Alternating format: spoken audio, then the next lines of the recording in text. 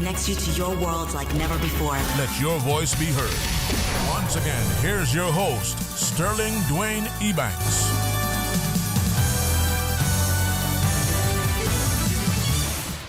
Hey, good afternoon and welcome. Thank you very much for joining us. It is a pleasure to be able to continue to focus on education. As always, I wanted to have a chance to remind our community what the good works. And as we welcome, for my benefit, the first time as host and talk today to the new president and CEO of UCCI. But first, in deference to him, Dean Paul Parkrin, it's a pleasure, sir, to see you. Welcome. Thank you, sir. All right, and I know protocol and respect always pays homage to our leadership. Professor Dr. Robert W. Robertson, good afternoon. Welcome. Good afternoon. How are you enjoying that comfortable seat? Fine. I was in this seat a couple of days ago with my morning show, so I feel like I'm a veteran of K-Man Radio now. Wow. Once and then twice and then you're a veteran. It doesn't take much these days. No, but you were in a good company with Mr. O.C., so that always makes it so much easier. And it's great. As we look at what's coming up, not just for the end of the semester, but into the spring, could I, respectfully ask you, sometimes tertiary institutions, for many of us, seem to be this lofty ideal. For many, we have a perception of academic pursuits. And I think increasingly we're seeing through UCCI that it's not only accessible from the affordability, but the location. Mm-hmm. And maybe ask you, for the parents who are encouraging students, the parents themselves who are thinking, I may or may not have a degree, a first degree, a third degree, but knowledge is continual. Mm-hmm. And it's about not just acquisition, but sharing.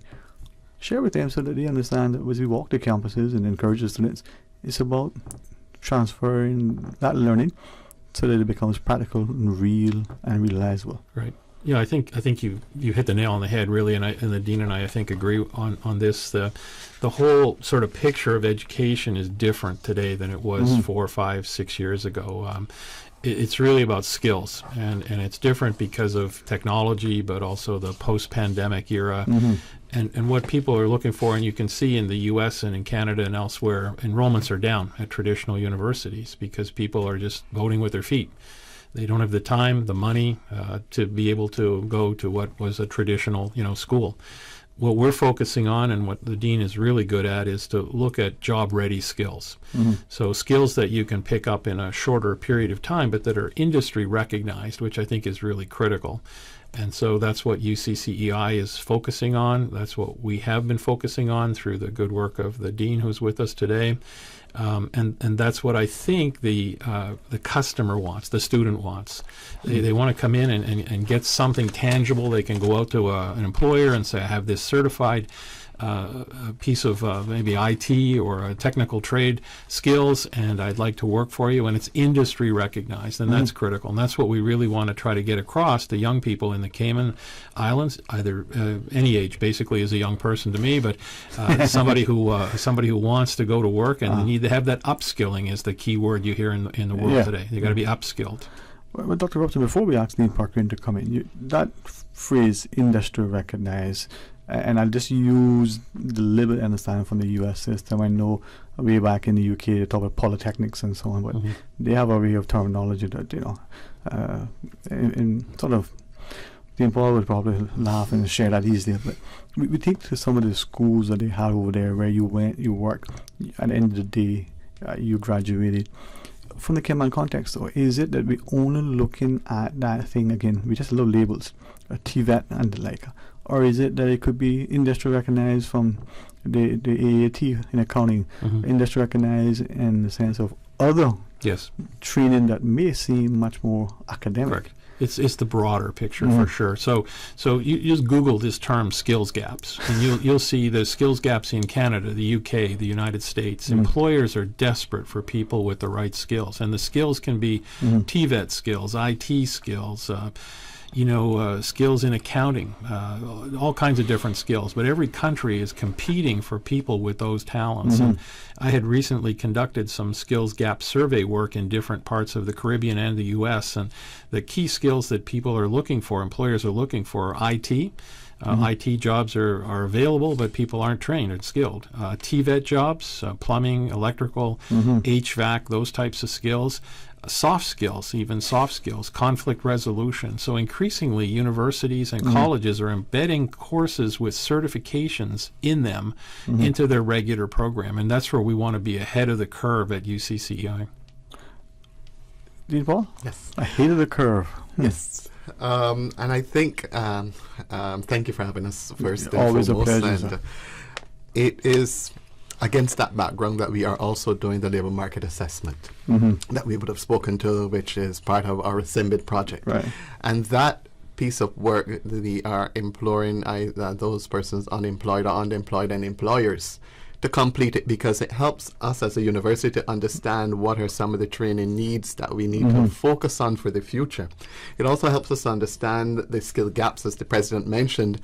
Are we meeting those needs, or do we need to look to increase the type of certifications that we are adding to our programs? Because part of our thrust is to ensure that our students not only complete training and their course of study, but that they are having types of certifications that are aligned to employment, that make them more employable and marketable across the world. And that's why the president has been, as part of his mandate, has been looking at, how can we ensure that what we're putting up there is really connecting to our employers. And is it too that we're not trying to reinvent the wheel, as it were? I talk about the polytechnics, I talk about what's from the US, but even Canada, they have, from what I recall, they call it co-op. You worked, you went to school, and at the end of the day, you had practical experience complemented by what you're doing in the classroom, so you can see the real world applications. Right.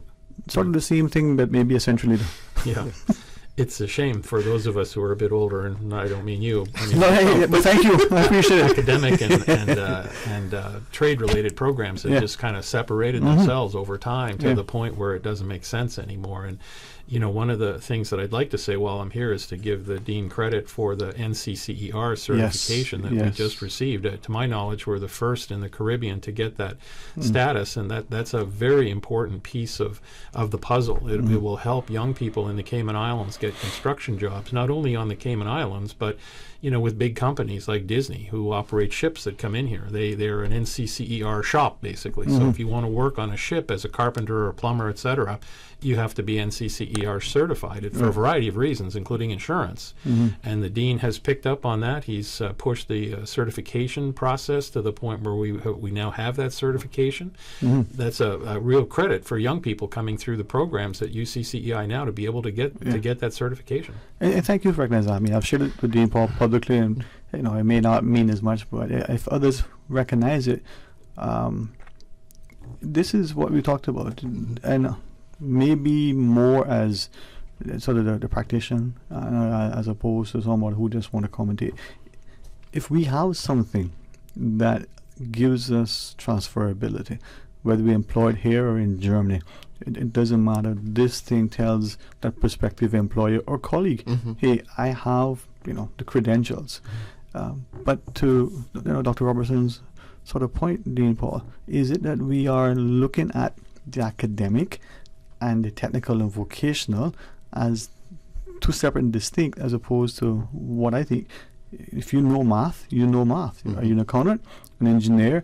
Are you not a mechanic? You need to understand. What I would say is that for a long while, people separate what they consider academic and TVET, and they say TVET is for those who are very only good with their hands. Yeah, very disparaging. But if we think of professions like accountants, doctors, dentists, they must do a certain number of hours before they can operate. Barbers, they all have a component of technical vocational education training. And no one will go to a hairdresser unless we'll go back again. Unless they prove See, I went the other day.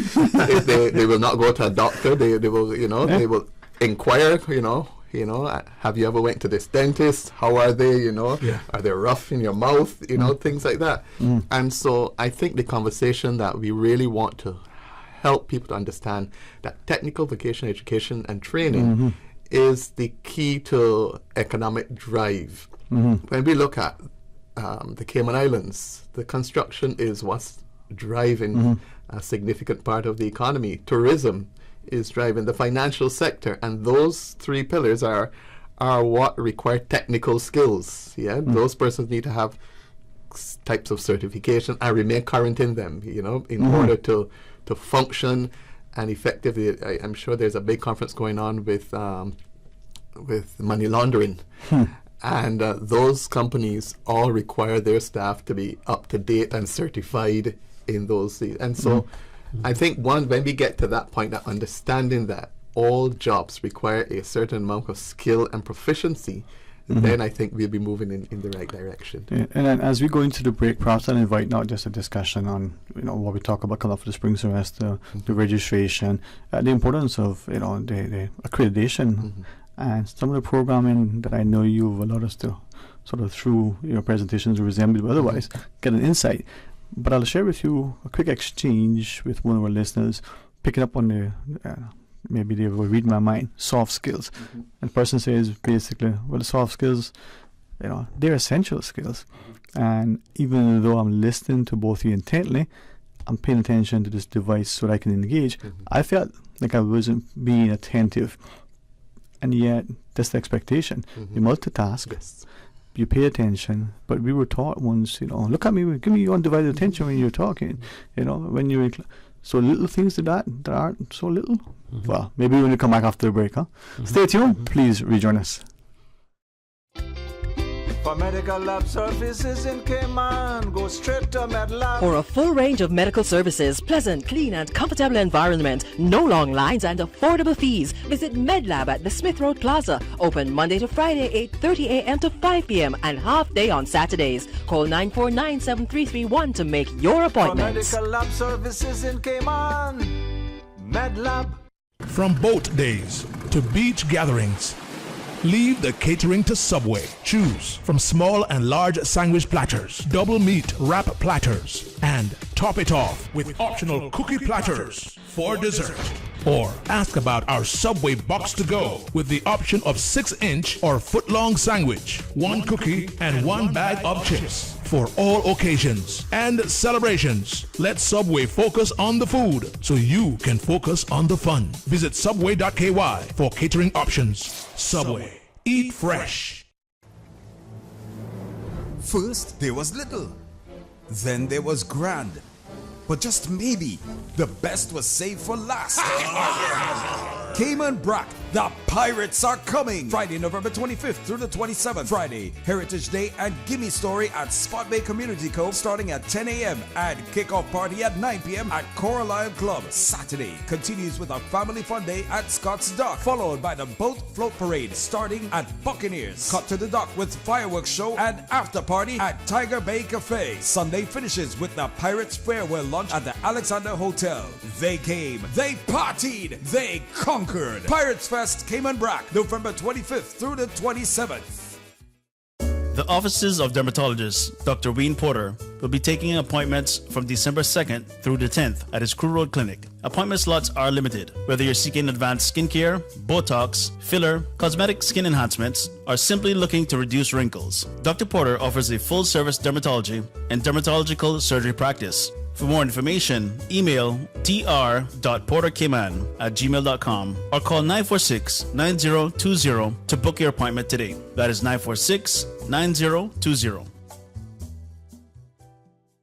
Did you know that ValueMed Pharmacy has a free online prescription service? Managing your health and medical requirements has never been easier with ValueMed. Simply visit value-medpharmacy.com. That's VALU-medpharmacy.com and click the Refill Prescriptions tab on our website. Fill in the information for new prescriptions or refills and choose your preferred pickup location. ValueMed on Walkers Road or Town. Then bring in your original prescription from your doctor when picking up.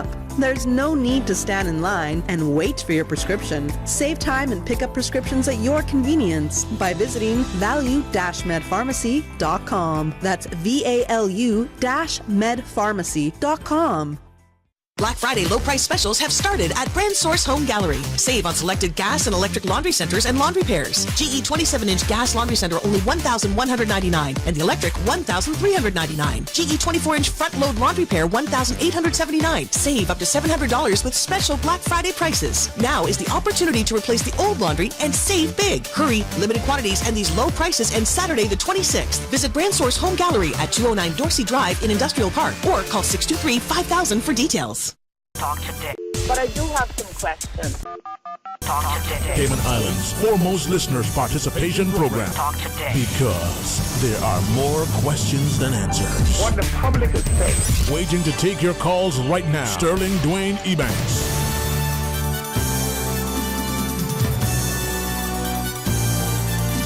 Hey, good afternoon and welcome back. And it's a pleasure to welcome the new president and CEO of UCCA, Dr. Robertson, together with Dean Paul Parker in Professional Technical Education and Training. I've been mindful I don't assign other titles to you, Dean Paul. But Dr. Robertson, from that, it's the end of November. My family and friends who are in the US are celebrating Thanksgiving. I don't need an excuse to sit by a table, especially if there's pecan pie and anything chocolate. But we give thanks in many ways, and perhaps one of the things that we shouldn't easily and quickly overlook: education, the accessibility. They're good offerings. We just need to be willing to always raise the bar. So lead us down the path so we get there. Yeah, that's the reason we're here. Obviously, it's the end of term, and people are kind of thinking about next term. So enrollments are currently open. We have approximately 250 people enrolled for next term already, which is actually quite a strong enrollment base. But again, I think that's because people are thinking about career options and job opportunities or upskilling, as we talked before, and so they see the chance to be able to come to UCCEI and pick up a credential or a skill. And also the other thing here, which is really important, I think you mentioned this, is affordability. The Cayman Islands has a very generous scholarship program, and so it's really important that students take advantage of that, because that can build their income over the years when they finish. So it's really important they look into opportunities as they are available. Help us now to understand what is on offer, from classes to how we make the application. Yes. So under my division, we have a number of training opportunities for spring. And to add it, even as you know, tomorrow they consider Black Friday. And so we are having specials for Black Friday weekend as well. Hey, the retail bug has hit them all. Yeah. We are making sure that, so for example, those persons who English is not their first language, who want to learn English as a second language. Thank you, sir. Yeah. Normally that course is on a very discounted price. Yeah. So for example, if a course that maybe at $350 is now at $280. Yeah. And that special will only happen from tomorrow until Monday. Yeah. And so we are also offering real estate. 20% discount? 20% discount on all continuing education, that was a week special continuing education courses. So they either go online from tomorrow and select the course that of their choice in the continuing education spiel, and select it and identify which one, and they will get 20% discount. That will extend until Monday, because on Monday we are having what we call open day or drop-in session. Come meet the president. Yeah, come meet your new president. Come hear the exciting things that he has planned for the new year. Interact with him, and then get to meet the potential instructors for the course that you want to do. See if that's really what you want to do. Hear a bit more about it so that it informs if you decide to pay your funds. We have 210 persons who have said yes, they are coming on Monday from 6 o'clock to see and to hear about one of these courses. And those courses include cake baking, introduction to bread making, construction technology, project management for construction supervision, and which is tied to NCCR. We have project management fundamentals, QuickBooks, professional business writing, basic English, conversational Spanish. So these are a range of courses. And if there's a course that you think that we are not currently offering. We are flexible enough to prepare and to tailor it to suit your needs. So Latin. Offer a course in Latin. Yeah. So once we have a need for it, yeah. So if, let's say, Radio Cayman has 25 employees that want to learn Cayman So there's a capacity. Latin. There's a capacity then. 25 employees? No, I'm just saying, yeah. We will look to make it available. No, yeah. good, yeah. But we are open to also supporting private organizations in their building out their capacity as well, because we have the talent within our walls. And so currently we are supporting Otis Air and other companies in the construction field who identified areas that they want their employees to be trained in electrical, even though they're HVAC technicians. And so we are providing them through the NCCR modular approach for them to get that modular recognition for their employees. So we are flexible and available. Like I said, we have prices that are 20% discounted only from tomorrow until Monday. And then our open house, or what we call drop-in sessions, is open to all if they've not registered. And if you've registered and you had a friend who thought, well, I tried to get on, but it says it's closed, still come on out. You know, we are open. You may find something else that you may be interested in doing. So, and that happens on Monday, November 28th. Starting at 6 p.m. we assemble in the hall. Like refreshments will be prepared and served as well. And then thereafter, we then break into the specific groups where you hear more about the courses. And we have, I think you just answered that, but we have one person asking about to repeat the courses that you're offering, and then the evening, but we'll do that get a chance to ask you. And I'm thinking as a response to this person, the bread making, the conversational Spanish, for instance. Yes. They're not only perhaps something that you could use in your potential career. You know, you speak in Spanish to your clientele. You may be able to, whether you're working in hospitality or in financial services, you could say, well, if you're working in, you know, a bread shop and the like, but it could be a hobby as well. You want to travel, or you want to, you know, be a little bit more proficient. Your grandmother was an excellent baker, and you just never paid attention. Yeah. So these are things. Yeah, it is. If you're exactly correct, we've found those who are doing the cake baking and the bread making become their own entrepreneurs. They say, well, I don't have to go out X location and purchase a birthday cake. I can do my own cakes now, because it teaches them from scratch how to bake the cake, how to arrange it, how to do the different skills on it. And so it provides them with skills for life. Right. And then they would get not just information on specific courses, but how long, how often they make, the cost, the expectations of them. All of that will be discussed on Monday at 6 p.m. Bring your own flour for the bread making, no? No, you're correct. When we do the course, we may provide the basic items, but the students become creative, so they will bring their own ingredients because they want to experiment. Yeah, so they bring their own ingredients as well. And you learn from someone who knows. It's not unlike, you know, you're in, even in accounting, I use that as an example, because people think it's static. But there are ways to, you've gotten information, you can get into the analysis depending on what level you're at. It's not just about the simple, you know, making the bread. What if you combine flours? What if you substitute something? And that trained instructor can say, well, you know, I've never experimented, or actually I have. But Dr. Robertson, from that, universities, back to our earlier sort of attempt at asking people to rethink how we see universities. They can be, as Mr. Roy Borden has said, that central hub for a community, especially a small community, that serves as a way not only to disseminate information, to be the source of academic, you know, rigorous analysis, but also public discussion. Yeah, for sure. I mean, the whole kind of function of universities has changed quite a bit. I mean, back when I went to school, you had a time after high school when you went for 4 years, and that was probably it. But now the model is more like short stackable credentials, where you go in and take some courses and then you go to work for a while, but then you come back in to upskill yourself to stay relevant basically for an employer. And so in addition to the courses we have talked about, I think the other thing at UC NCCI, which is important, is it's a Cisco Academy. Mm-hmm. So from anybody interested in technology, having those credentials from a company like Cisco is critical. I mean, you can see for yourself that Google is offering free courses, Microsoft. And why are they doing that? They're doing it because colleges aren't responding well to the needs that they have. We have the capacity with these Cisco credentials to give a young person, if they're interested in technology, the ability to get into a well-paying job. And that's critical, as the dean said, for the Cayman Islands, because, you know, there's companies I've spoken to around here that provide 24/7 global support, basically, right? Yeah. And so technology is absolutely critical. So we need the capacity as a country to be able to supply that need.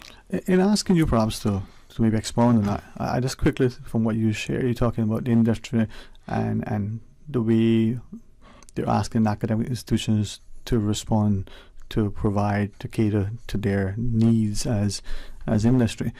But also, as you referenced, Dr. Robertson, the idea that the individual, as much as that person wants to upskill, time and money constraints, so they go for 3 months, a year, they get a certification, they work a bit. This is why I think our law school was so cutting edge, so forward thinking when it first was launched. You had a program that allowed students to go to school, you know, for a certain time of the day, work for another portion of the day, one day fully in the office. And if you apply yourself, as I understand it, you know, in short order, after a few years, you started to understand what you're doing wasn't just theoretical and academic. By graduation, you have now got a level of experience and expertise. Not, you know, unlike the EO programs that I say EO programs, Dean Paul, you know, the auto mechanic, the electrician, the HVAC person, the construction technologist, they're getting the hands-on, they're getting credential. Yes. Yeah, interestingly, on this math question we talked about before the break, I was talking to a student one time about the NCCER courses they were taking, and I said to them, "How did you get on with that math component?" And they said, "What math component? What are you talking about?" So what happens in the NCCER is I use this phrase lightly, trick you. There's some stuff in there related to math, but it's not called, okay, now we're going to the math part of the course. So they show you some things that you need to know as a carpenter, for example. That's the math part, but they don't call it math. So a 2x4 looks like this, it's attached to this. So there is a math piece in there, but it's not called math. And so they end up learning math, but they don't even know it. And so they were surprised that there was a math piece in the course. And, you know, when I asked her about it, was a woman actually, I don't recall seeing any math piece in the course. Well, it was there. I only laugh and I thank you. Maybe I'm messaging to ask for permission to share this. I know this individual, former classmate, the math, you know, and he's a great contractor and the like, and he said math wasn't his favorite. If you understood how much fun it was and how relevant when he was in school, he used it every day now. Got to line up the buildings and the like. It's not mine either, but many people have a math phobia. So if you tell them we're going to do math now, they'll just back away. They just don't get it. So. But there are ways to attack it. That's right. Let's quickly pause and then we'll take this break. I can dispense with this. We can see where we go. So stay tuned for Talk Today. You know, Savannah Pharmacy saved my life. Really? Was it the medication they got you? No, not this time. I forgot my wife's birthday. They were the perfect place for last-minute shopping. That's one way to give yourself heart failure. Don't wait last minute for Christmas. Savannah Pharmacy is stocked up for Christmas right now. Gifts for men, women, and children. Home decor, clothes, toys for all ages, fragrances, candles, handbags, and so much more. I was there the other day, and trust me, they'll even wrap all your presents too. Savannah Pharmacy, a lifesaver in more ways than one. Savannah Pharmacy in Countryside Shopping Village provides you with more than just prescriptions. Always just around the corner with everything your family needs for this holiday season. WhatsApp your prescription refills to 929-5045.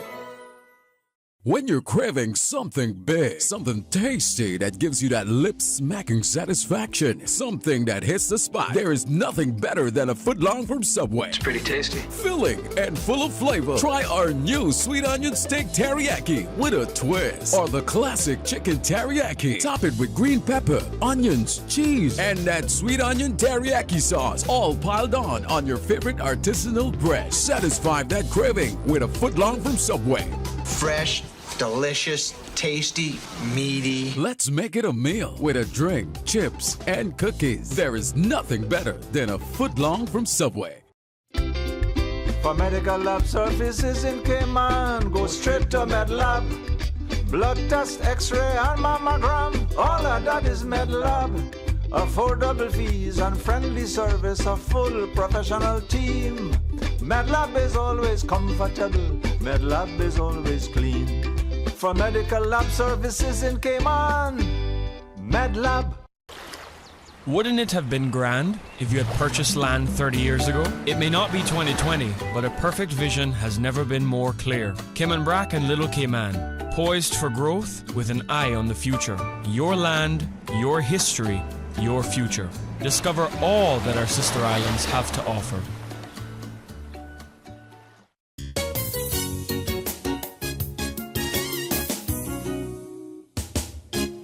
Parma Carpet Christmas sale is back, starting Thursday, November 24th through Saturday, November 26th for a full 25 hours of savings, with 25% off in stock carpet, 25% off in stock tiles, and 25% off in stock granite slabs. All orders should be collected within 25 hours, or storage fees will apply. See in store for terms and conditions. Save big in Parma Carpet pre-Christmas sale from November 24th through November 26th, located on 317 North Sound Road, Industrial Park. Open Monday to Friday, 7:30 a.m. until 5 p.m. and Saturday, 7:30 a.m. till 2 p.m. Call 949-5000. We do a whole lot more than just cover your floor at Paramount Carpets.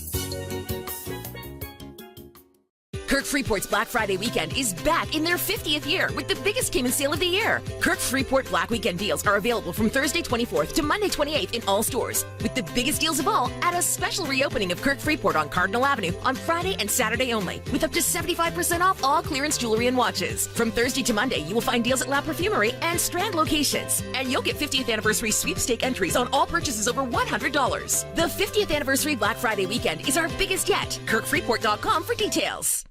I hear Le Classique in the Strand having sale. That's right, 25% or 50% off everything in the store, and shoes as low as $10 and $20. One day only, Black Friday blowout sale at Le Classique in the Strand. Yes, child, all shoes for men, all shoes for women, all jewelry, all bags, all wallets on sale for one day only. Everything is 25% or 50% off store-wide. I got to make my way down to Le Classique in the Strand because it's only for one day. If you're working, you better call in sick. Friday, November 25th, 11 a.m. to 7 p.m. One day only at Le Classique in the Strand Shopping Complex. Talk today. But I do have some questions. Talk today. Cayman Islands' foremost listeners' participation program. Talk today. Because there are more questions than answers. What the public is saying. Waiting to take your calls right now. Sterling Dwayne Ebanks.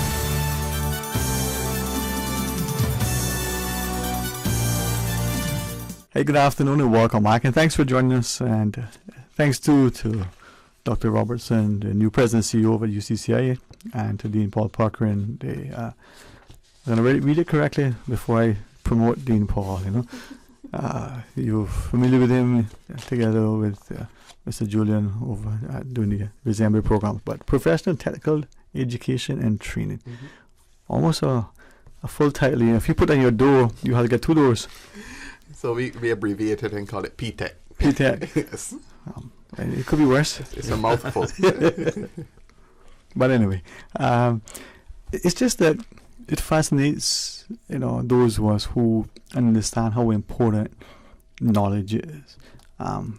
Whatever, that our mother has sort of instilled in us, this love for learning, long before we use the phrase, lifelong learner. Mm-hmm. By example. And I think from what you're sharing, we're giving our students, whether they're the 50-year-old who has always wanted to pursue something or is looking at a career change, or it's the 15-year-old who's thinking, what am I going to do in a few years when I leave? Dr. Robertson, from that earlier, you were sharing about the change in the way we approach education, not just the teaching and learning, but as prospective students' enrollment being down. I know in a decade or two, our sociologists and psychologists would weigh in and say, well, the last 2 centuries with everybody being on house arrest has conditioned us to disassociate from each other. But UCCI is a different space. I mean, it's just the presence of the campus, the sunshine around the space. Could that prove to be invaluable to us, that the location, the accessibility, the actual environment? Yeah, and I think also the fact that, we can embrace distance learning and online learning. We have multiple islands that we're, working with, and students from around the world, frankly. So that space has changed as well. I'm not suggesting we go totally that way. It needs to be a combination of both. But I think there's some opportunities for a school like UCCEI to attract people from other parts of the world, which drives revenue to the school, if nothing else, and also a diversity of opinion in the school. But the school itself, I think, it's kind of an unpolished jewel for the country. I think there's a lot of things that it can provide to the country and its workforce that will be of value not only today but in the future. And so I see that. I've only been there for 3 or 4 weeks now, and I'm honored to be a part of the team. We've got some great people there who are on the faculty side who are doing some very significant things for the country, but also the students. I stop and talk to the students, and I get a real sense of the passion that they have for learning and education. That's why they're there. And so and that's what drives me to continue to want to work in education, to see these young people and to see that real enthusiasm in their eyes. Yeah, I do recognize the time, so I want to be respectful of your other commitments and our guests at the 1 o'clock hour. But I wonder if the school, like the citizens of a country, what is it? A prophet is without honor, save in his own country. Is it that we see it, we don't appreciate it, we don't see the value? If that's the case, then what can we do to change that perception and to change the subscription so that we are going and we're committing and we're benefiting? I think what we are currently doing, sessions like this, educating them and helping them to see the value that education can play in their lifelong process. But I want to take the time to acknowledge our BRAC campus. I think they do a phenomenal job over there. Very often, most emphasis is placed on Grand Cayman, but Ms. Siobhan and Ms. Ashley, they're doing a phenomenal job in encouraging and promoting education in the BRAC. And we want to use this time to encourage all persons in the BRAC, if there are specific courses that they think are needed for them, to share that with the BRAC campus so that we can make them accessible, as we are currently doing here in Grand Cayman, because we believe that all of the citizens have the opportunity to utilize whatever skills they have either here or elsewhere. And it's important that we make education accessible to all. And thank you. We're planning a trip to the island sometime in January. We were just talking about that before the session started. And, come back to your point, though, about branding. I think the school needs to increase its branding. And one of the ways we're doing that, of course, is that NCCER designation. And again, that's, to my knowledge, the only place in the Caribbean that has that designation. So that's a big deal, because those credentials will allow you to work anywhere in the world with that card. It's recognized, right? And the Cisco Academy, same thing. So it's quality, and it's improving the workforce skills for the country, but also that individual who can carry those skills anywhere. Those are the key things to me. So how do we register then? Because yes. So you can go onto the university's website, and there you look for continuing education short courses, and there will be a specific application form where you can complete and pay directly. And like I said, you can get your 20% discount starting tomorrow through until Monday. So and the courses are English for speakers of other language, which we call ESOL, Introduction to Conversation Spanish, Basic English, Real Estate, QuickBooks, Professional Business Writing, Computer Applications, Project Management Fundamentals, Project Management for Construction Supervision, which is aligned to NCCR. Construction Technology, which is an 18-month course, is also aligned to NCCR for those in the construction field. Introduction to Bread Making, and Cake Baking and Decorating. So those are the courses that will attract that 20% discount. I also want to let persons know that those who are preparing for their PR status, we also run that course to prepare them for the test that they may take in January. And so that will be a good time to come out and hear when the next course starts. That's not on discount because that's already affordable. Yeah, that's a giveaway. Huh? Yeah, the price that we charge is quite affordable. But I know there are many persons who from time to time wants to know when the next course starts, and we will start in January. So we are encouraging everyone to come on Monday, 6 p.m. or University Hall. Let the security know that they're there for the drop-in session to meet the president and to hear about their course, and they'll be directed to the hall. So when it's through the courtyard, sort of veer to your left? Yes. Okay. And I'm just thinking though, talking about math, if it's a 20% discount, and it's just a question I want to see, make sure my math is correct. So if it's a 20% discount and if you pick 5 courses, the 6th one should be free. I'm just thinking, Dr. Well, unfortunately, I'm sure they wouldn't have the time to do 5 courses. But I already told you I'm not good at math. So I'll just let that one go. Yeah, math jokes probably don't fly well. It just doesn't add up. See, they will for a 14-week course. Yeah. And the amount of things that they will get for that time period for 12 or 14 weeks, no elsewhere on Ireland can they pay that amount. Oh man, I have my views in education, and I don't say it lightly and hopefully, even though I have what I think exacting standards relative to not rewarding mediocrity. You start somewhere, and Dean Paul, I like what you said. The person who may decide to kick baking or decorating or bread making, that could be a hobby. That could be a passion someone has, a potential. Could be that next entrepreneur.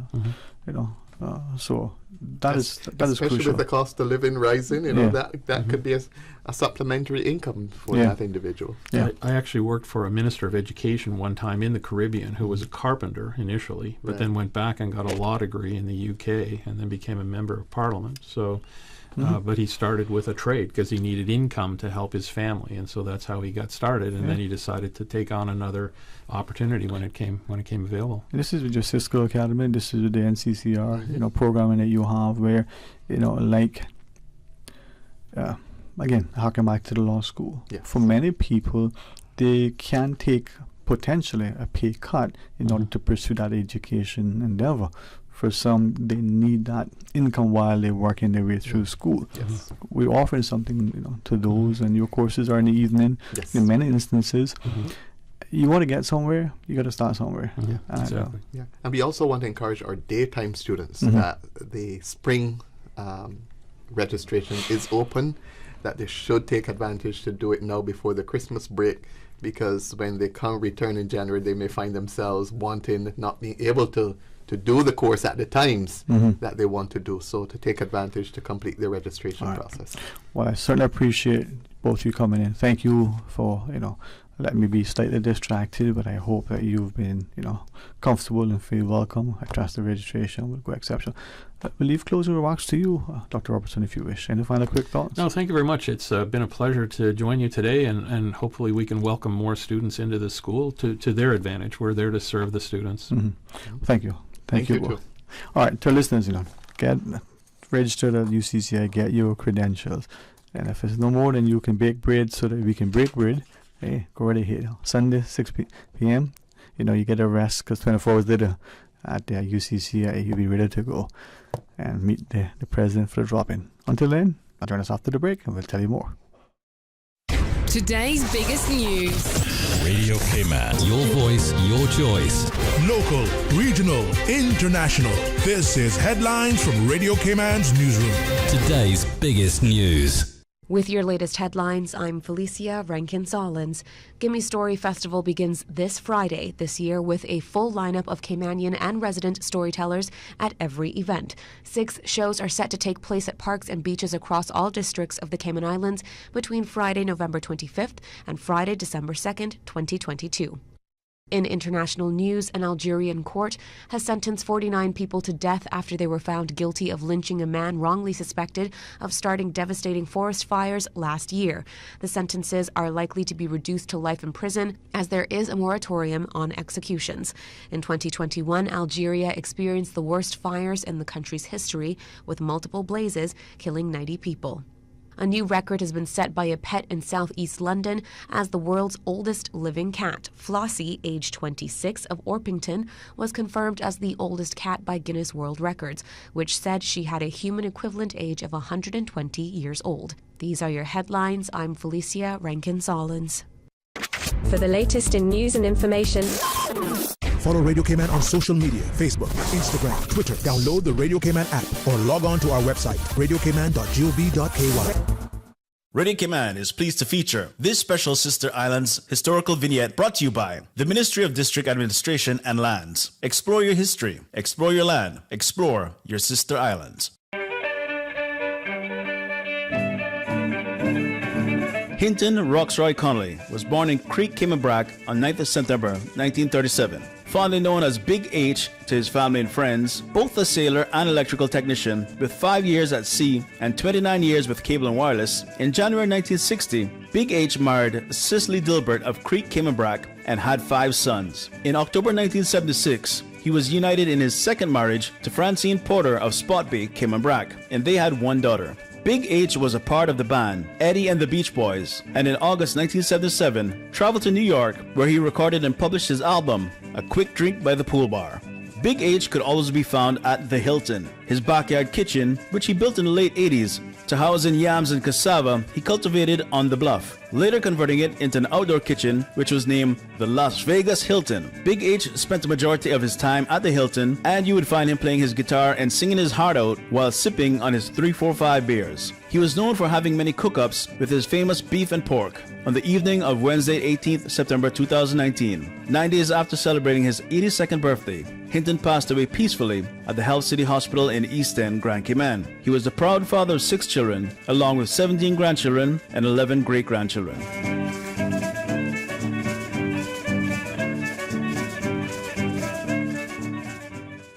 Radio Cayman is pleased to feature this special Sister Islands historical vignette brought to you by the Ministry of District Administration and Lands. Explore your history, explore your land, explore your Sister Islands. Explore your history, explore your land, explore your Sister Islands, the ultimate staycation experience. Your culture, your freedom, the land that time forgot isn't gone. It's your Sister Islands. Discover all that our Sister Islands have to offer. I hear Le Classique in the Strand having sale. That's right, 25% or 50% off everything in the store, and shoes as low as $10 and $20. 1 day only, Black Friday blowout sale at Le Classique in the Strand. Yes, child, all shoes for men, all shoes for women, all jewelry, all bags, all wallets on sale for 1 day only. Everything is 25% or 50% off store-wide. I got to make my way down to Le Classique in the Strand because it's only for 1 day. If you're working, you better call in sick. Friday, November 25th, 11 a.m. to 7 p.m. 1 day only at Le Classique in the Strand Shopping Complex. Busy, busy, busy. Feel like there's not just enough hours in the day. Savannah Pharmacy, service to make your life easier. Now you can WhatsApp your prescription order to 929-5045. And pickup is just around the corner with everything your family needs and convenient opening hours including Sundays and holidays. WhatsApp your prescription order to 929-5045. Savannah Pharmacy, wholesome values with modern conveniences. Talk today. But I do have some questions. Talk today. Cayman Islands' foremost listeners' participation program. Talk today. Because there are more questions than answers. What the public is saying. Waiting to take your calls right now. Sterling Dwayne Ebanks.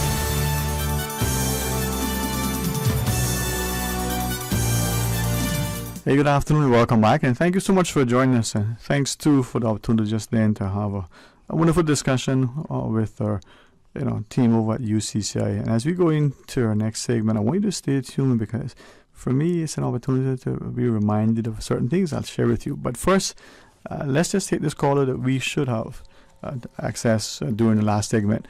Hey, good afternoon, sir. Good afternoon, Sterling. And again, thank you for calling. And again, sorry that I did not quite gather the communication that you were on to share your thoughts relative to our last discussion. Understand the momentum on which you were addressing and the subject. I can understand, the excitement that you were having there. So It's fine. I forgive you. Now, see that? You forgive me, Christ forgives me. There's salvation in eternity, huh? That's right. That's right. Well, Sterling, what I wanted to say is that this is Mr. Edie. I'll let the public know who's speaking, right?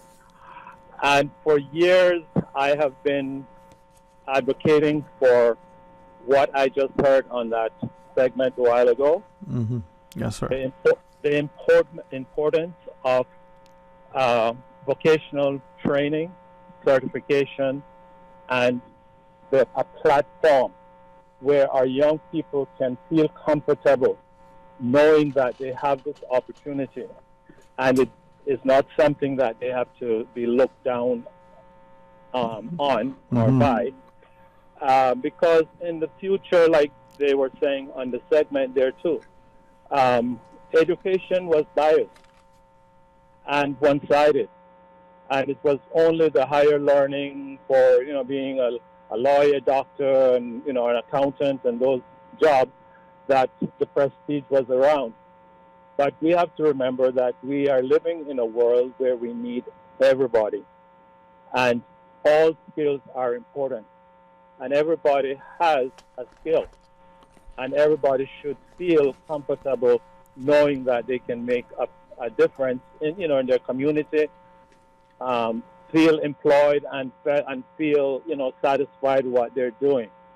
And what I heard from that program just now is empowerment, and I trust that it will go well. And I'm also excited to hear of the amount of people that are enrolling in this program. And I would encourage the government, the university, keep this going, keep it going, because our young people needs it. Yes, sir. And too many of them are left behind. And it pains my heart when, even in the business that I am in, that I don't see young Caymanians. And when I say young Caymanians, I mean indigenous Cayman young people coming up with any appetite or desire or the feel that, that I'm in. Right. All the people that are there are expats, and I have nothing against them. But it's because it has been a brain drain on the society where these jobs are concerned, and it made them feel, well, it has to be done by somebody else. But it's a job. There are jobs out there in the construction industry that pays well, and what it does also to you, it empowers you as an individual. Yes, sir. To help yourself. Yes, sir. Right? Yes, sir. Well, I really appreciate you taking that time to share with us, because I believe we can probably add into our discussion with our next guest the importance of education, and perhaps, as I've heard from you as well, don't discredit, devalue anything that we're doing, and perhaps more so, not assign labels to those who work with their hands versus those who work with their hands, whether they're the baker, the carpenter, or the surgeon. So, Mr. Edie, thank you, sir. And I'm saying this from experience. Yes, sir. That's where I'm coming from with this. Yeah. I have a business that is successful, and I don't have a high school diploma, right? But I applied myself, and I earned the respect of the community, and I kept going. And today, I've employed many Caymanians and non-Caymanians through the years. But it was very disheartening to see that the government and the weren't pushing this enough to help these young people. Yeah. But I'm happy to see that has finally come to where it is, and continue to keep pressing it on. Well, I appreciate you adding your voice to it. Perhaps that bear greater weight as we look at the respect and value education, and it in all its facets. Hey, thank you very much, Mr. Edie. You're most welcome. All right, God bless. And with that, I think that segues very nicely into our discussion. There's a couple of good discussions coming up, and this is one. So the other Dr. Shah. I was sitting thinking from the time we planned this discussion, how do I present it? The tennis film, do we look at him as, is that his favorite son? I don't know. Good afternoon. How are you? I'm great. Thanks for having me. It's a pleasure being here. Well, I was going to ask you, because usually I do a quick intro, but would you be so kind? Sure. So my name's Panav Jha. I am, as of about a year and a half now, the next Dr. Jha. So I grew up in the Cayman Islands. I have been, I started out school at prep, then I went to First Baptist, then I went to St. Ignatius, and my dad has always been an avid tennis fan, and for me it was a way to kind of get away from school a little bit. I was not the, leading back to that previous conversation, I wasn't the greatest student when I was young at all. If you ask some of my teachers, they'll be like, that boy? He died a doctor? Yeah, exactly right. So I kind of leaned into tennis a little bit, and thankfully I got really good. I had some good support, some great coaches back in the day. I eventually left Cayman when I was around 13, 14. I got a scholarship to an academy in California, and then Canada came kind of knocking at the door and said, I was born in Canada, so they kind of knew I was Canadian in some way, and they asked me, would you mind playing for Canada? And, I got a lot of support from the Cayman Islands government, so I can't, I would be remiss if I didn't thank them for that. And, people always think, oh, did you go because Cayman wasn't getting... No, it's not that. Cayman was giving me a lot. It's actually... Yeah. Cayman doesn't have the tennis ecosystem that the rest of the world did, and for me personally, it was best to just kind of leave my thanks and then try open waters. And when I moved to Canada, I was playing for Canada for the next few years. I did professional as well as juniors. I was number one ranked Canadian when I was in my 16s and 18s, and then at around 18, I was at that pivotal decision in my life where do I want to continue playing just professionally, go all in, but I was also fielding offers from universities in the U.S. to play college sports, so NCAA Division I tennis. Knowing that, my father's a doctor, and then education was huge in his family, and my mom kind of always wanted me to follow in his footsteps, but I figured, if this is going to be on the tables for me in the future, I think I could still make it work after college. Yeah. It happens in the pro tour. There's a lot of guys who do college tennis first at big universities, and then they go in after. So I took an offer at the University of Kentucky, which is, at the time, we were ranked 4 in the country. So it was the number 1 ranked school in the SEC. I was there for 4 years. It's actually there where I would say like the pivotal switch in my mindset kind of occurred. I wasn't the greatest student, and this is something that I think if there is one thing I could tell anyone, and I always say this to my parents, is our education system always tries to teach you discipline in a different way. But for me, discipline can be learned in a billion different ways. If you're really good at picking up trash and you're disciplined at picking up trash, that's discipline, right? If you are willing to, assert yourself and say, this is something I'm going to do, you're going to learn how to do that, and you can change that and direct that discipline towards anything. And that's what I did. I was disciplined in tennis. Like I said, terrible in school. Never wanted to study, never wanted to do anything. My parents would always get phone calls, oh, your son needs to study, you need to do more. And then they would come home like, why aren't you studying? But there I was, running 6 miles a day, training at 5:30 in the morning, getting to the courts, and left home at 13 just to play tennis. And obviously I was doing online schooling at that time, but some point when in my college career, I think I was around 20, I was actually doing the best I had in tennis.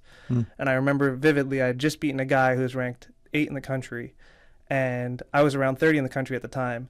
And I got a test back that I had taken earlier in biochem, and I got like a 95% on the test, and I was happier about that test score than I was about that match win. I think at that point, I remember I was like, there could be something else in store for me. I always thought it would be, if it weren't tennis, I always did think it would be medicine. Around after I finished college, I started taking my MCAT, applying to be a doctor, and that's kind of where that transition made. I started studying, and then of course I attended St. Matthew's University here. It was perfect for me. Obviously being home, I had my support system at home, and then Cayman, it makes it very easy to be a student for you. It's, speaking from my other colleagues, and actually my fiance, whom I met, she's from the U.S., but I met her here at St. Matthew's as well. She's also a doctor. And, just the support system I was able to have from St. Matthew's, plus just being in Cayman and using all the discipline I used over my years, kind of led me to where I am now. So, and I'm very grateful that you would come and share, and I'm hoping that as we're talking, that not just prospective students, but we as parents would listen and also as educators, from what you're sharing, quickly recognize discipline, very key. The student athlete is very disciplined, understands time management. But then I think you identified that we all learn differently. And it's not so much that we mature, older and the like. It's not just that, to my mind. It's the idea that our approach to learning, many of us, the classroom, you expected to sit a certain way, behave a certain way. I'm not talking about unruliness at all, but I liked to study in a certain environment that was not conducive for everybody else. No, yeah. Yeah, I remember when I was growing up, group learning was not a thing, it's okay if it's study hall period, everyone's just sitting at their desk and reading directly, whereas now I know I would love to be able to bounce ideas off somebody, but that that turns into a different thing in the classroom and everyone's just joking around. But it also leans back to a little bit about what the previous caller was saying, is there's this notion that if you're not doing well in school, then you're not going to be a doctor, you're not going to be a lawyer, and if you're not those things, then have you done anything, right? And it's a pretty poor notion, because I'll tell you what, I'm sitting here today and I was like, I wonder if UCCI offers carpentry classes, because I want to learn that stuff. I've spent all my life on the court, in the books, and now I'm like, I would love to be able to build a shed. Something ridiculous. But, it's at the same time, I'm like, that's a tool that... But as amazing. a surgeon, you use your hands as you are a carpenter, as you are a baker. Exactly. There's a physician here, a good friend, and he said this publicly. I won't, identify him. Sure. But he, and I know this definitively because I said he shared this many times publicly, but I was in school with him. We had, I think, what we call a woodworking class. And like the caller and like the guests in UCCI, and as we've alluded to, we believe and we label and malign those students who are not quote-unquote academic, so therefore you go do this other thing. It is said sometimes in some societies that the notion is, those who can do, those who can't teach. Whereas if the teacher doesn't know, the teacher doesn't know, and if the teacher can't teach. So we need to change that mindset. Yeah. So let me then ask them, my friend who's a physician, who's like you, wanted to do carpentry, and there are many physicians, Dr. Rudy of blessed memory, look at his woodworking skills. But this student, at that early on, knew he wanted to be a doctor. No ifs, ands, and buts. I think his mother would probably say in the womb he was probably studying his MCAT, and he's going to take woodworking because then he can practice his skills without much harm to anybody. But no, you're too smart for that. So how do we get to that space? It starts at a fundamental level in school, right? The only things you're learning really are math, English, geography, all these classes. And it's kind of been going around for the last 20 years, but everyone's like, well, I wish I learned something about finances, or I wish I learned about, just in the U.S., for example, it'll be about tax system and how to pay taxes, because nobody knows when they show up at 18. Life skills. Yeah. And we don't do that enough in Cayman, whether it's private schools. Maybe they've changed. I haven't been to school since 2007. Well, me and Susan have been in schools. We had dinosaurs for pets in school. That's how long we've been out of school. But you're right. It's this notion that it's like, we all know what a doctor is. We all know what a great life a lawyer, a doctor, all these people can lead, but nobody ever says. Believe. Yeah, at least exactly like you said. If I told you you'd be studying for 12 years before you even see a patient on your own, then you'd be like, what? But I think they need to be taught that. Let's show a good life of a carpenter. Let's show people who are successful, and that this is a reasonable life that you can live, and it's. Well, I'm hoping that we encourage people, but also we're going into Christmas festivities. In the new year, many students now are going to be, doing exams short order, whether they're university students, whether they're high school students. And to your point, to Dr. Robertson and Dean Paul earlier, math many times is presented this way that turns a lot of people off. Oh yeah, the teacher turns the students off, the parents turn their children off. The students become disengaged just because this math. But yet, as the example was earlier, they're doing math and don't realize, well, which math you talking about, right? Again, another classmate, great contractor now, trigonometry and math is his job because that building needs to be square and lined up properly. Right. He says, if I knew that this was what math was like, or what it was used for. Yeah, I would have been doing this and I would have been getting top grades. Yeah. So it's It's a very good point, because a lot of times we're learning these things and we're like, well, what are we going to use it for? And sometimes it feels like it does really feel like sometimes they're just using that to, like, math is the what's the word? It's like the weed out class, where it's like, how do we see who really is the smartest of the bunch? But it's like, well, maybe someone's really good at trigonometry and someone's really bad at algebra. Yeah. They're both math, and can we say this is what you would use algebra for, this is what you would use trigonometry for? I can safely say in my profession, the only time I ever use math is when I'm converting grams to milligrams or vice versa, right? Like kilograms to pounds is the only time I am ever using math. Right. I like that. The real world, I guess, if I think I have it correct, they started to introduce as consumer math. Mm-hmm. But even that does very little in terms of its application. Right. I think the whole point, for me at least, when I was growing up, the whole point for school is this is where you need to be instilled, like, the minimal discipline, right? But it's more so, it's like, well, we've become so ingrained in what is a good class to have. For example, math, geography, English literature, these things. These are all, of course, important things. Economics, stuff like that. That's the best class. Yeah. Come on, let's try that over. So this is the class.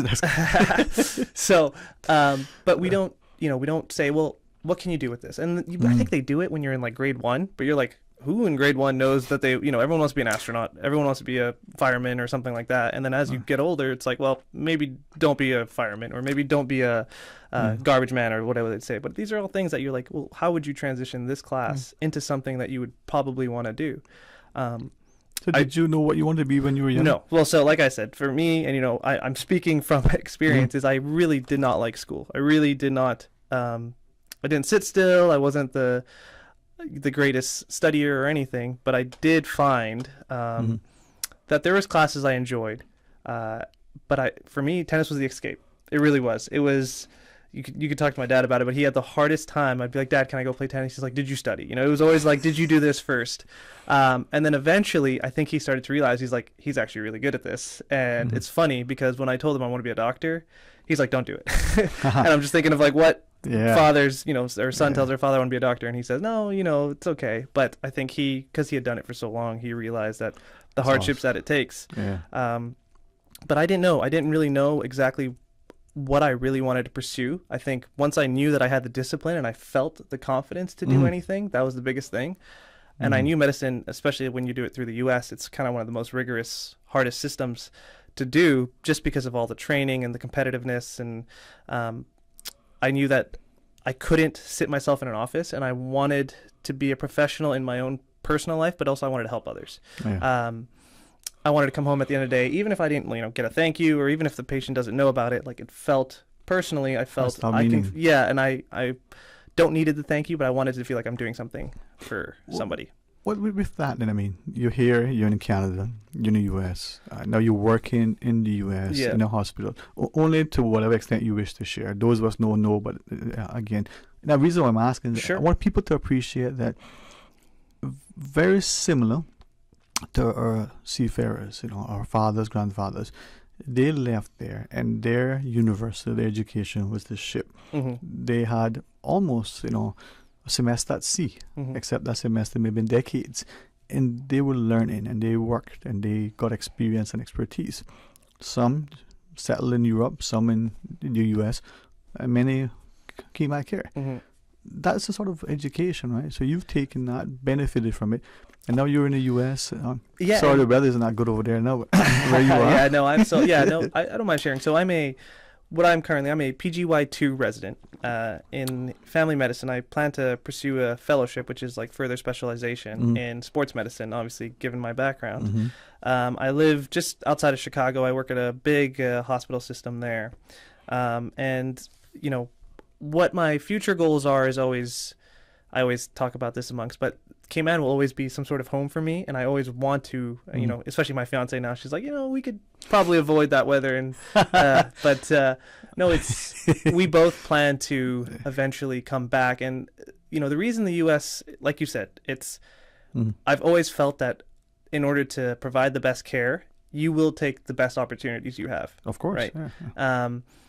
Cayman gave me the training I needed when I was to be a med student, and then the actual on hand, when you're in the U.S., you're in a big city like Chicago, and you have millions of people every day, you're going to see things that you would probably see once every 10 years here, just because of a population, when you're talking about prevalence and statistics.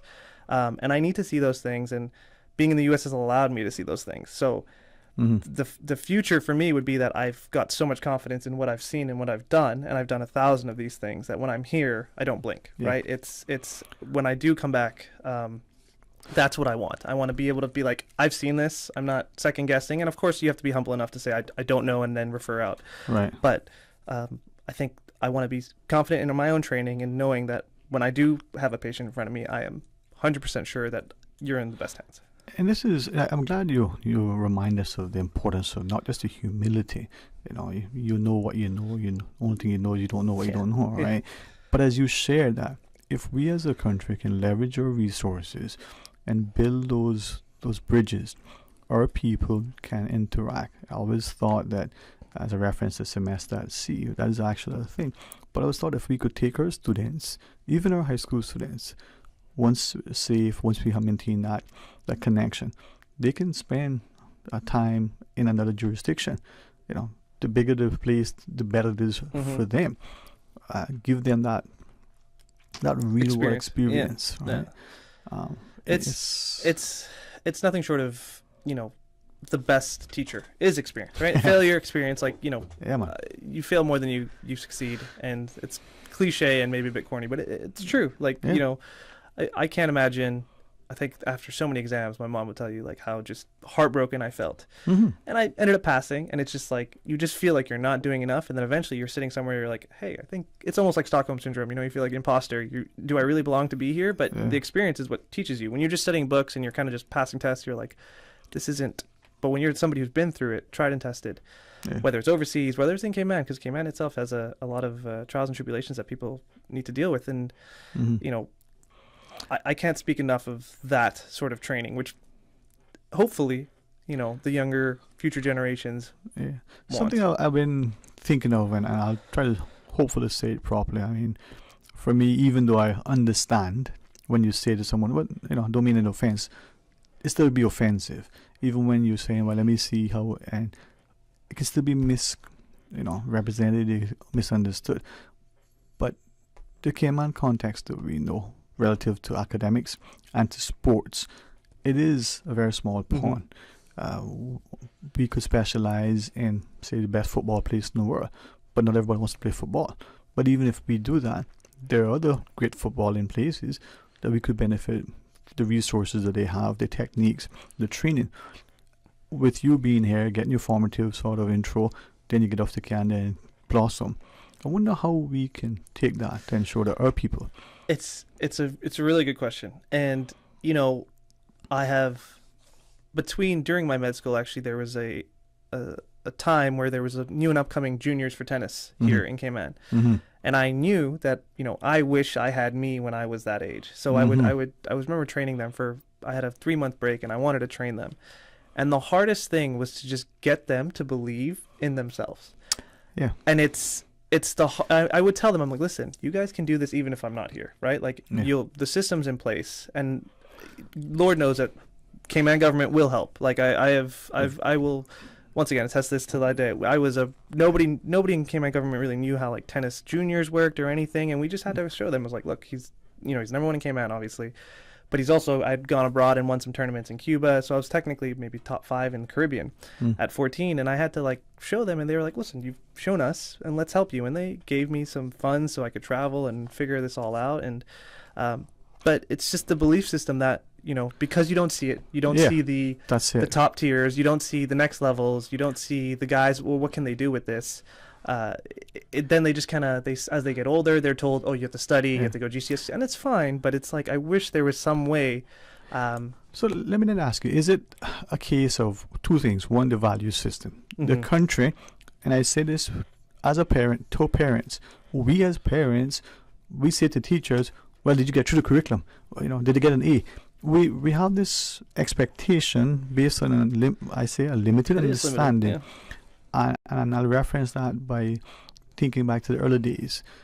Why were children on the playground playing, getting sweaty? They should be in the classroom working.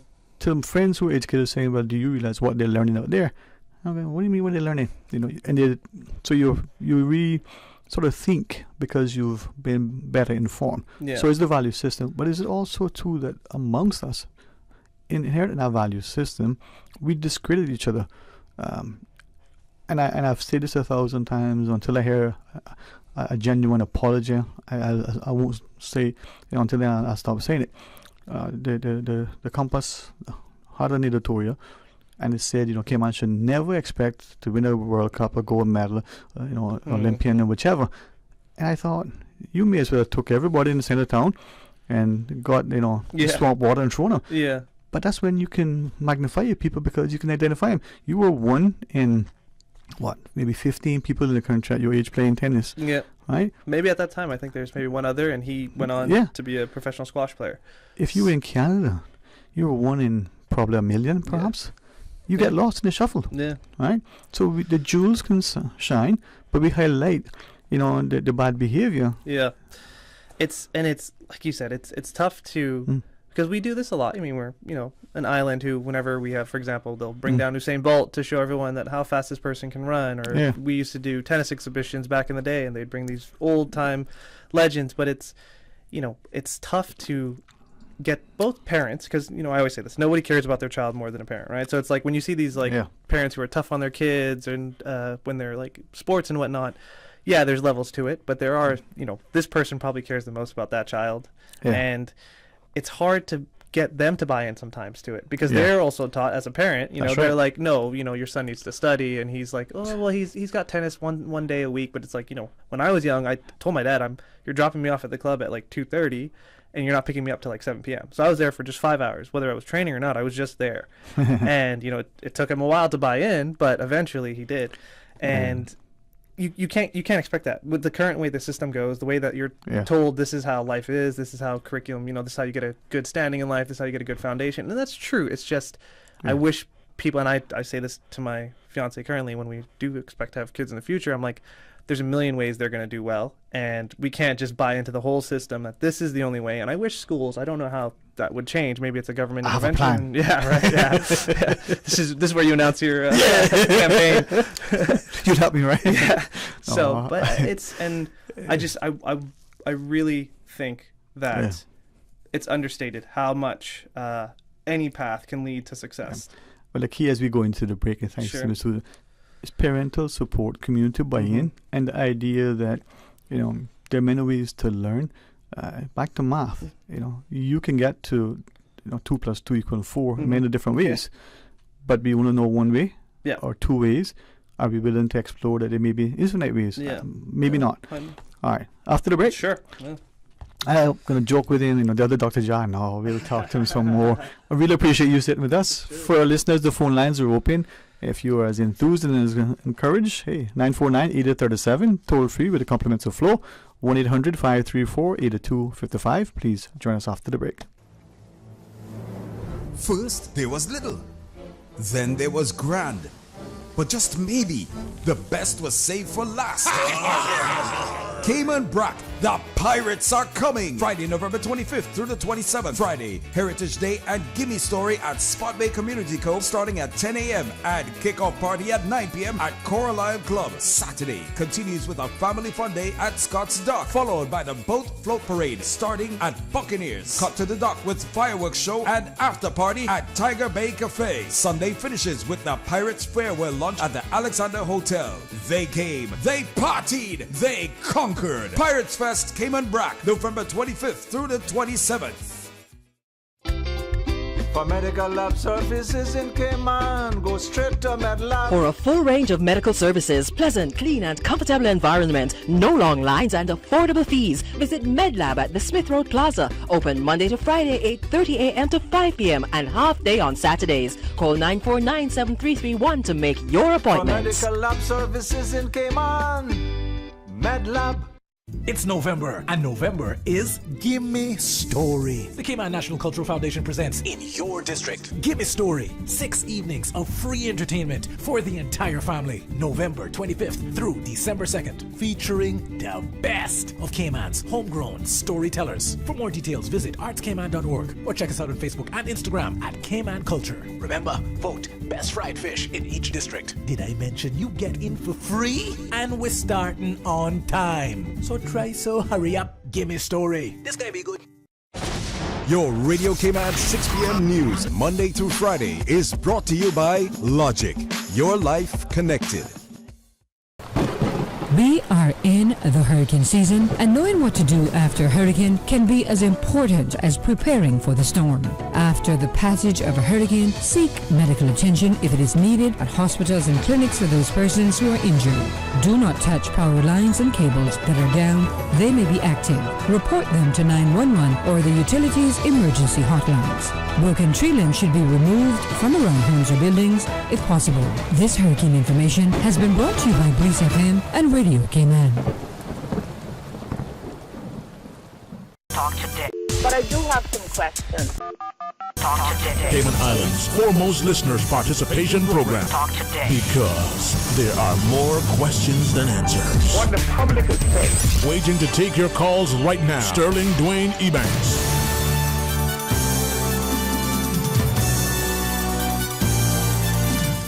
Hey, good afternoon and welcome back, and thanks again to the senior Dr. Ja for, allowing us the opportunity to. I guess it's okay. I'm mindful of people's privacy, as my good friend she says, privacy. I didn't. But you're here. A couple of days more, enjoying yourself, and then you travel back up to Chicago as you shared.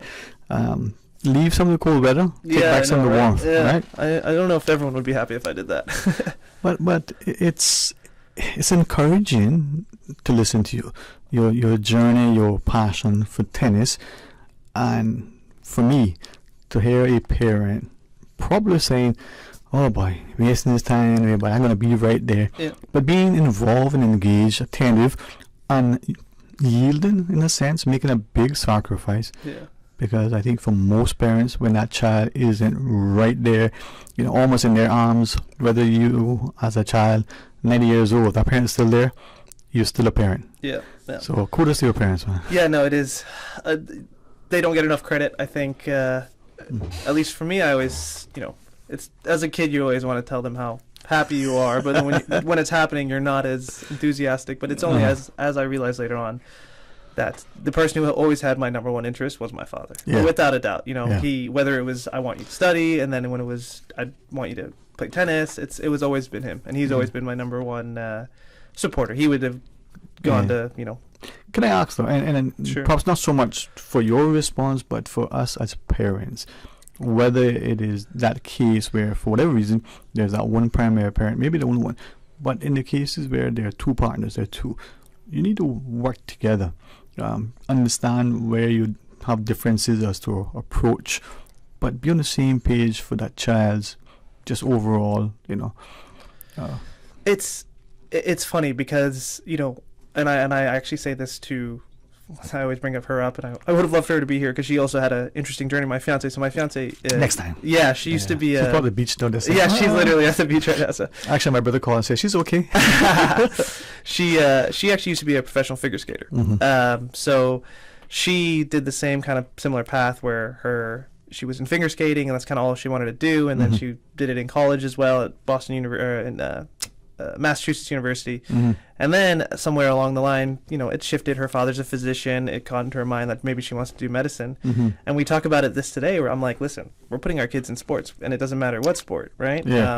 I'm putting them in something. And she's like, well, if they want to do it, I go, yeah, they will want to do it. Obviously, most kids are going to want, but the biggest thing for me is we're going to buy into this concept that there's more than one way to be successful. And if he comes home and he gets a C in his spelling class or a D in his spelling class, but he's getting up at 7 a.m. to, go for a run, or he's trying to better himself in some component of it. Yeah. I'm going to be like, that's okay with me. We're not going to yell at him for the C in spelling, and then all of a sudden he's giving up the 7 a.m. run because now he's going to get in trouble. So it's something that I think parents have to realize. They're like, are we seeing discipline grow in some field, in some way? Yeah. because that can translate into anything. Because at the end of the day, if he doesn't want to be a doctor, if he doesn't want to be a lawyer, he's not going to do it. It doesn't matter how much discipline he has. It doesn't matter the intellect either. It doesn't. It really doesn't. He's not going to do it. But if he, let's say, wakes up and says, I want to be the best fisherman in Cayman, right? And he's up there, out there at 5 a.m. He's figuring out swells. He's figuring out where the fish are, and he's doing that. That's discipline, and he's probably going to make his way there. And that's kind of the number one thing I think that we should really try, just in general as Caymanians as well, for our kids nowadays. I think we want them to beat the system. We want them to be the best amongst Cayman. We want them to be smart. We want them to do good, and that's fine. But there is more than a way to do that. Yeah, I really, really sincerely appreciate that last sentiment. Ensuring that we support our children, no matter that interest. Once they're safe, once they're demonstrating proficiency and interest, how do we get them? And I'm not going to speak to anywhere else in the world, but perhaps for here, it may be the same elsewhere. For some reason, we have these preconceived notions as to what success looks like, what being smart looks like. Then we get it's worse, because then when young Caymanians don't lead up to that level, you're like, oh well, we know what's going on with the younger population. But I think it starts at home. It starts that when you see your child putting investment into something, whether it's art, for example, whether it's anything, and you see that there's a discipline there that you couldn't have yourself, or you can't teach, then you need to try and nurture that. You need to try and foster that. And I think the best way to do that is obviously being supportive, finding. But in Cayman, like I said, if it's sports, the government's always there. If it's something, even if it's academic, the government's there, right? Like we're. But that's the government in many cases, right? Yeah. And probably to some extent, they can only. And this is where I said economics comes in. There's a cost, right? Not as a financial cost, but an opportunity cost. And if we have resources allocated to this thing, then those resources can't also be allocated to this other thing. It's just that. I mean, I think so. Yeah. No, you're right. There's always you're right. There's always going to be an opportunity and an economic cost to everything you do. Yeah. And once again, you have to make the best personal decision that you have. Like I made. Some people would say, oh, but, I thought that this was the most, and look how it ended up. Right. I ended up being a physician who eventually I want to come back to Cayman and practice my medicine at the highest level I can. And in some way, I ended up trying to give back as much as I could, and it worked for me. So two things then, right? And the second one we'll talk about first. The idea of coming back to Cayman. I don't know. For me, it's a strong correlation between what I saw seafarers did. They got expertise and knowledge. They came back.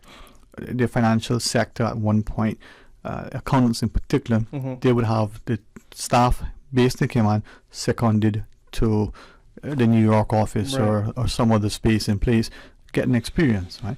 Don't know how widespread that is. We see the law firms doing something similar.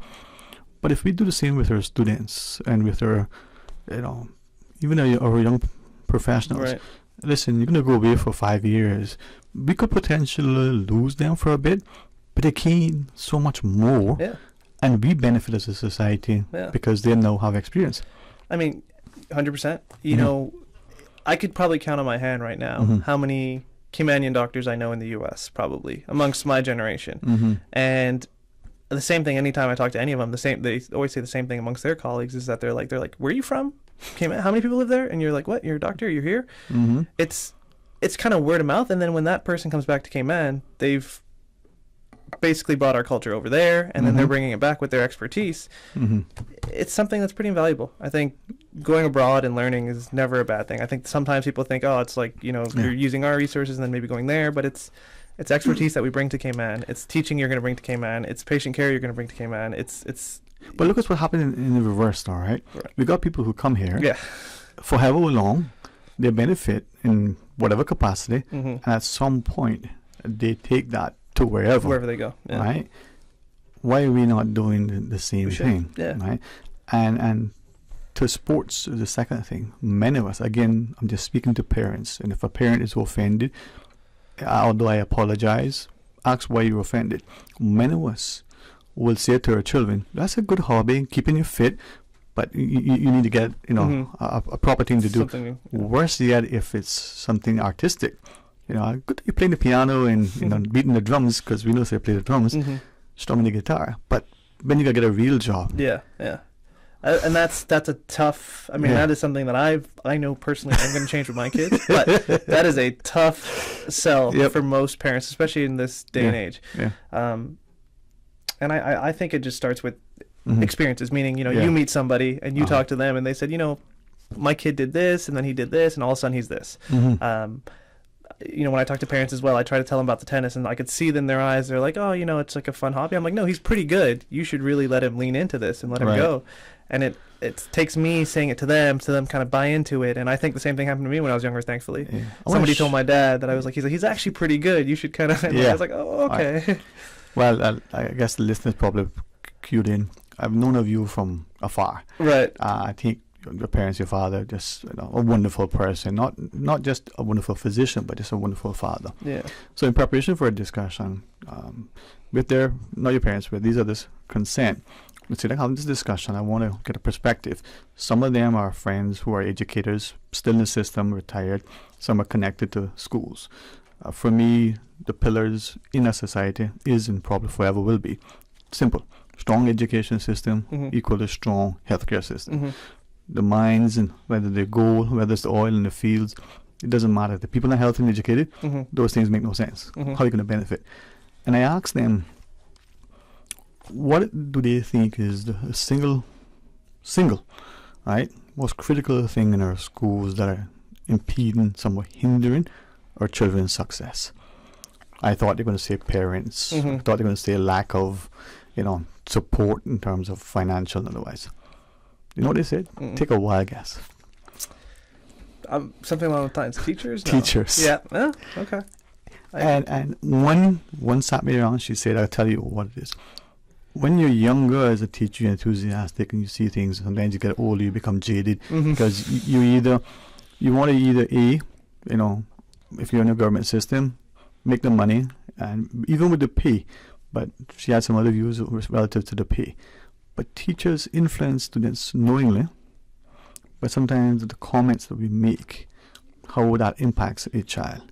And because we're so, conditioned as a society that success means this, even though we're changing, it's not sufficiently fast enough. And it's, back to that point, and I kind of agree with you. I mean, I have some experiences when I was growing up. This is when I was probably I was 14-ish. I was really good at tennis, but I wasn't doing so great in school, and I had some teachers make some comments about my future prospects. I think one of them said, "Oh, you're going to be working at Burger King one day," and I was like, "Huh." I didn't think too much of it at that time. I think they were trying to. Back in the day, you might think they were trying to push you. They don't want you to work at Burger King. Yeah. But then as I go on, I think to myself, what makes me better than somebody who works at Burger King? I can't think of anything that I do other than, I wanted to do what I wanted to do, then makes me better than that.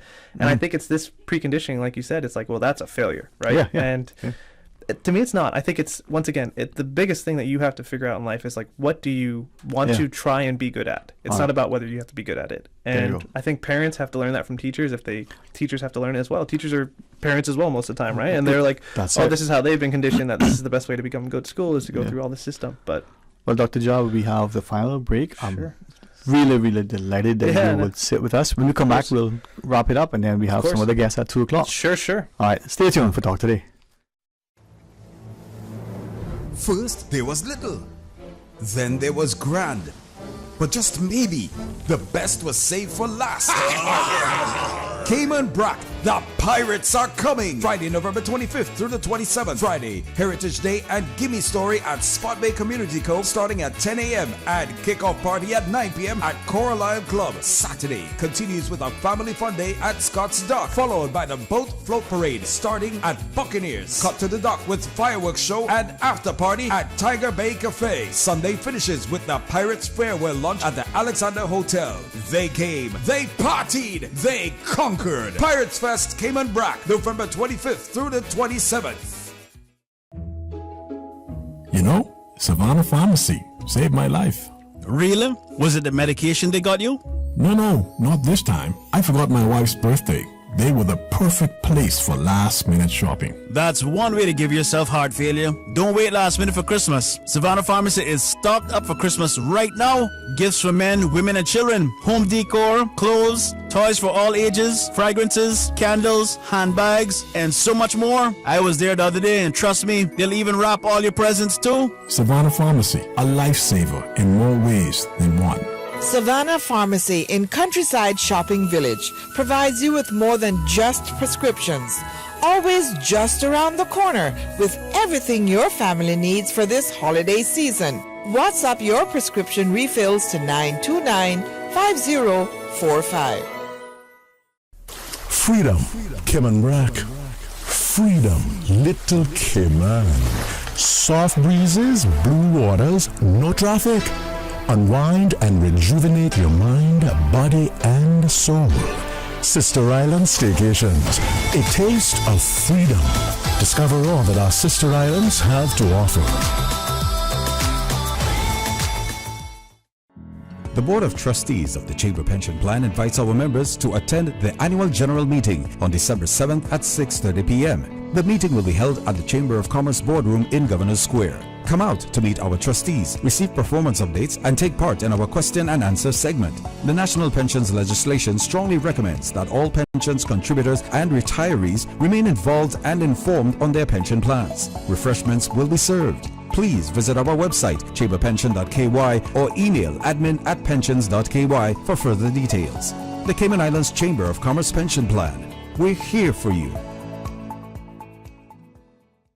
Water Authority Cayman wishes to advise its customers and the motoring public of wastewater infrastructure upgrade works along West Bay Road adjacent to Governor's Square. Preliminary activities will take place with the main works beginning on Monday 21st November. These works are anticipated to last 2 weeks. During this time, access to the southbound lane along West Bay Road will be somewhat but not entirely restricted. Traffic signs will be in place in the general vicinity of the works. All motorists are asked to drive with caution to ensure their own safety as well as the safety of the Water Authority staff. The Water Authority appreciates the patience and understanding of its customers and the public as it upgrades its wastewater infrastructure and apologizes for any inconvenience caused.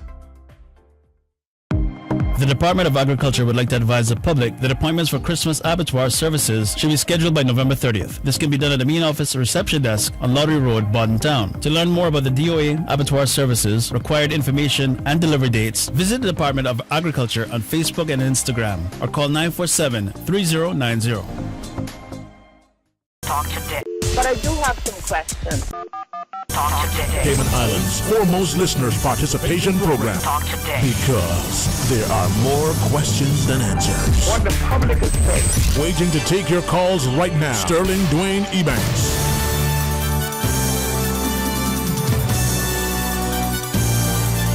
Hey, good afternoon and welcome back. It's really been a pleasure. I think many listening, especially the parents, may be able to reflect on their own parenting. There is no great manual. Yeah, there's definitely no specific way to go about it, and I think every parent will tell you, well, I did this, and I'm like, oh, maybe I should do the same thing that my parents did to me, but I'm like, who knows? Maybe my kid won't turn out the same. But the one thing I will encourage all just parents and Caymanian parents especially is like, let them drive themselves. There's something in most kids that they're like, this kind of piques them, and then maybe some teachers takes out their flame or tells them that you don't need to do that, or then a parent says, oh, that's cute, but like, let's do this instead. That discipline is invaluable, and I think most Caymanians have it in them, but we're always told this is different field, or this is how you get better in life, and there's no right answer. There's definitely no right answer. Well, I've always believed that humility is that thing. So from your perspective, you've enjoyed great success. Hopefully you've enjoyed what you've been able to do so far. Yeah, I have. Yeah, it's been fun. Hopefully that encourages other people, because it's crucial for us, as it is for any society. I remember I love volunteering in community service, and way back when, in another space and place, I was volunteering. Now, I don't like assigning labels, but they had a tendency to talk about at risk. They use phrases like inner city and all these things, and I go, I know those words, but why did we do that? Because it already has a connotation. We went into this group, we did stuff, and for many people, they came out of their houses, they turned left, and they went that direction. They never looked right. And for some, just to get them to look around you, do a 360. That literally opened their eyes. And for many, just introducing them that there's a university right across there. See that line of trees on the other side? Some never saw it. Right. Is that happening in Cayman that we don't see what's there? Yeah, I mean, I think it definitely happens, and it's funny because it is an island that, being such a financial hub and all this, there's obviously law and accounting, and there's so many opportunities that you could say there are, but it's also one of those things where, I always reiterate, because I was here for that previous caller was saying, like, there's so many fields that we just do not even acknowledge that we realize now, and I think because we're like, hey, we're lacking in this, and like you said, we're outsourcing for almost a lot of these jobs now, even the stuff that you would used to just be like carpentry or, plumbing, stuff like that, and, these are, at the end of the day, why do we work, right? We work to sustain ourselves, to just enjoy life and then support a family. Whether you're a doctor or you're a plumber, and if a plumber's making $1 million a year and a doctor's making $1 million a year, are you really caring what kind of job you're doing? At the end of the day, it's not. As long as you're supporting your family and you're good at, and your professionalism is in your own, within yourself, I think we just got to look around and ask Caymanians, like, why don't we bolster all these? Why don't we ask these kids, what do you think about doing this? And I wonder to what extent, consciously or otherwise, we're somehow telling our children, because we start in our youth, what is valuable and what isn't, what is respectable, and what if we're deliberately misleading them, dissuading them, so that the person who is in this area, right, can get a rewarding career, whether it's the electrician, the plumber, or whether it's the baker, or whether it's the lawyer. And are we, by default, instead of having you and the next person who understands, the pavements because you walk them, who knows, what the feel of the iron shore is like because you skin your knees on it a couple of times.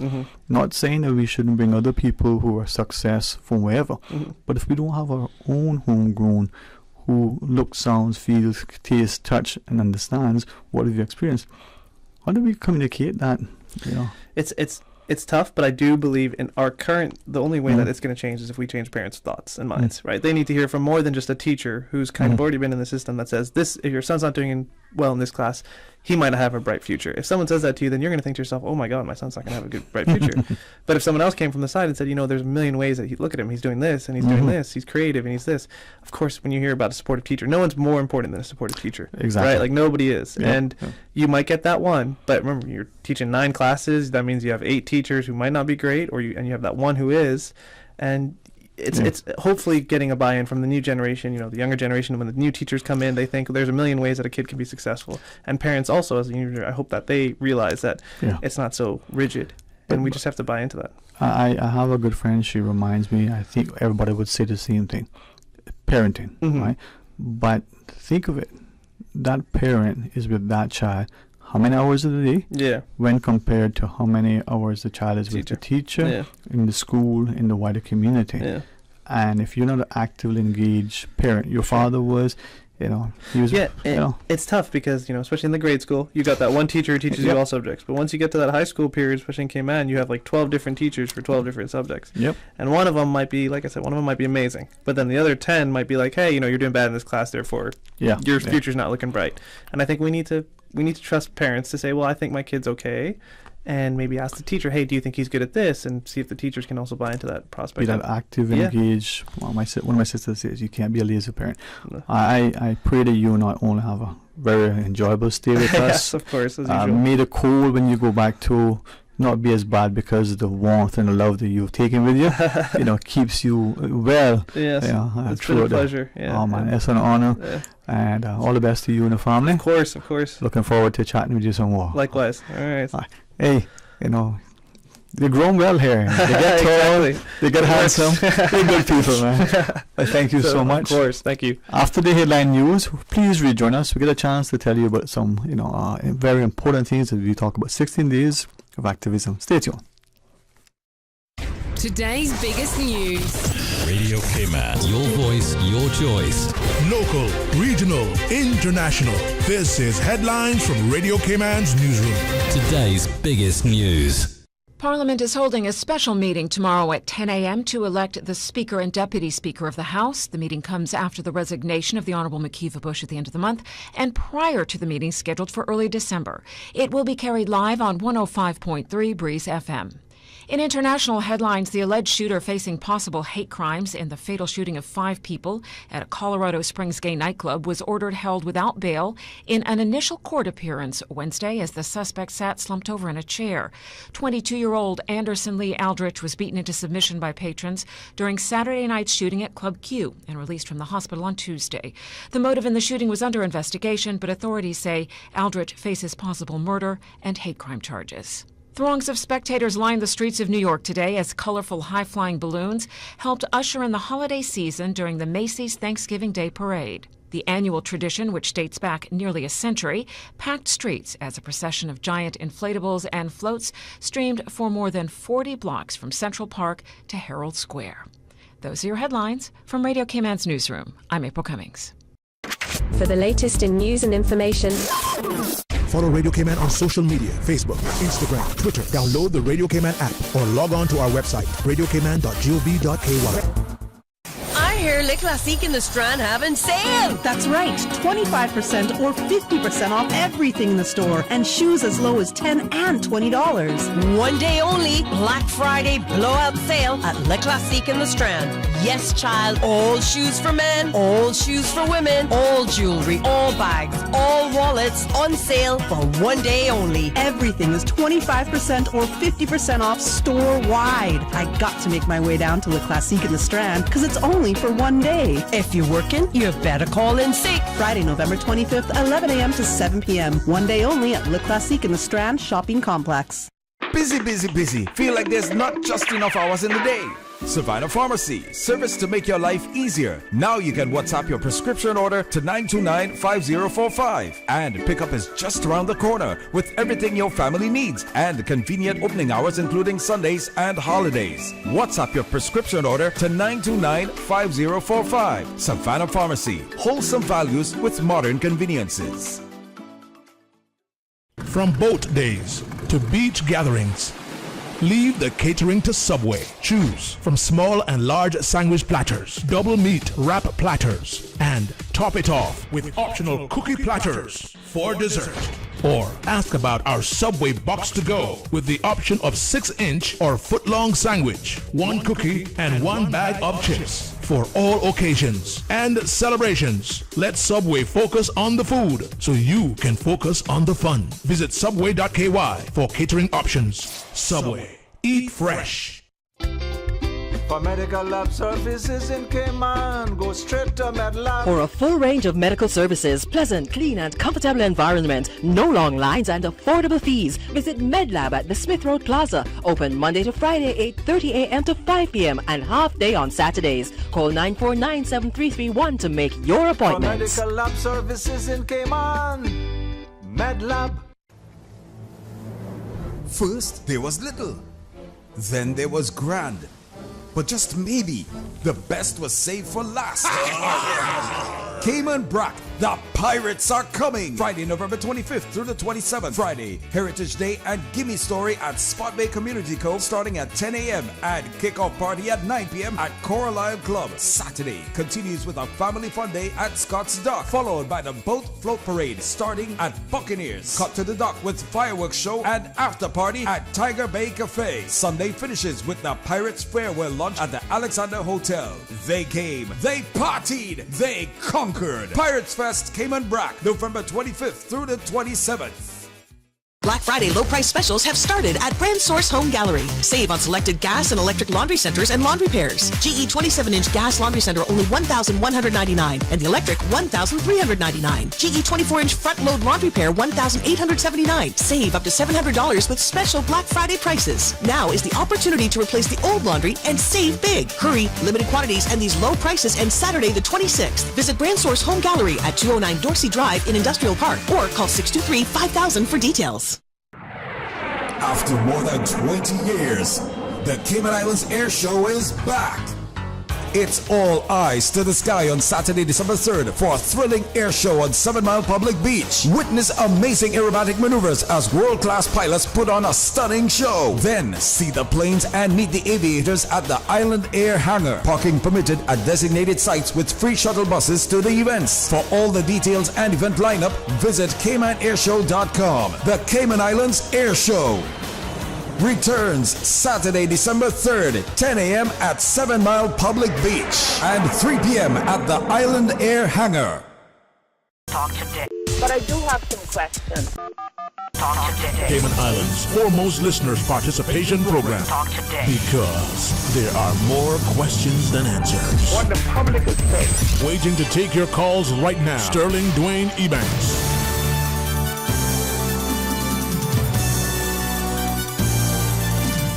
Hey, good afternoon, welcome back, and thank you so much. One of my sisters always shares that the work may be taxing and difficult.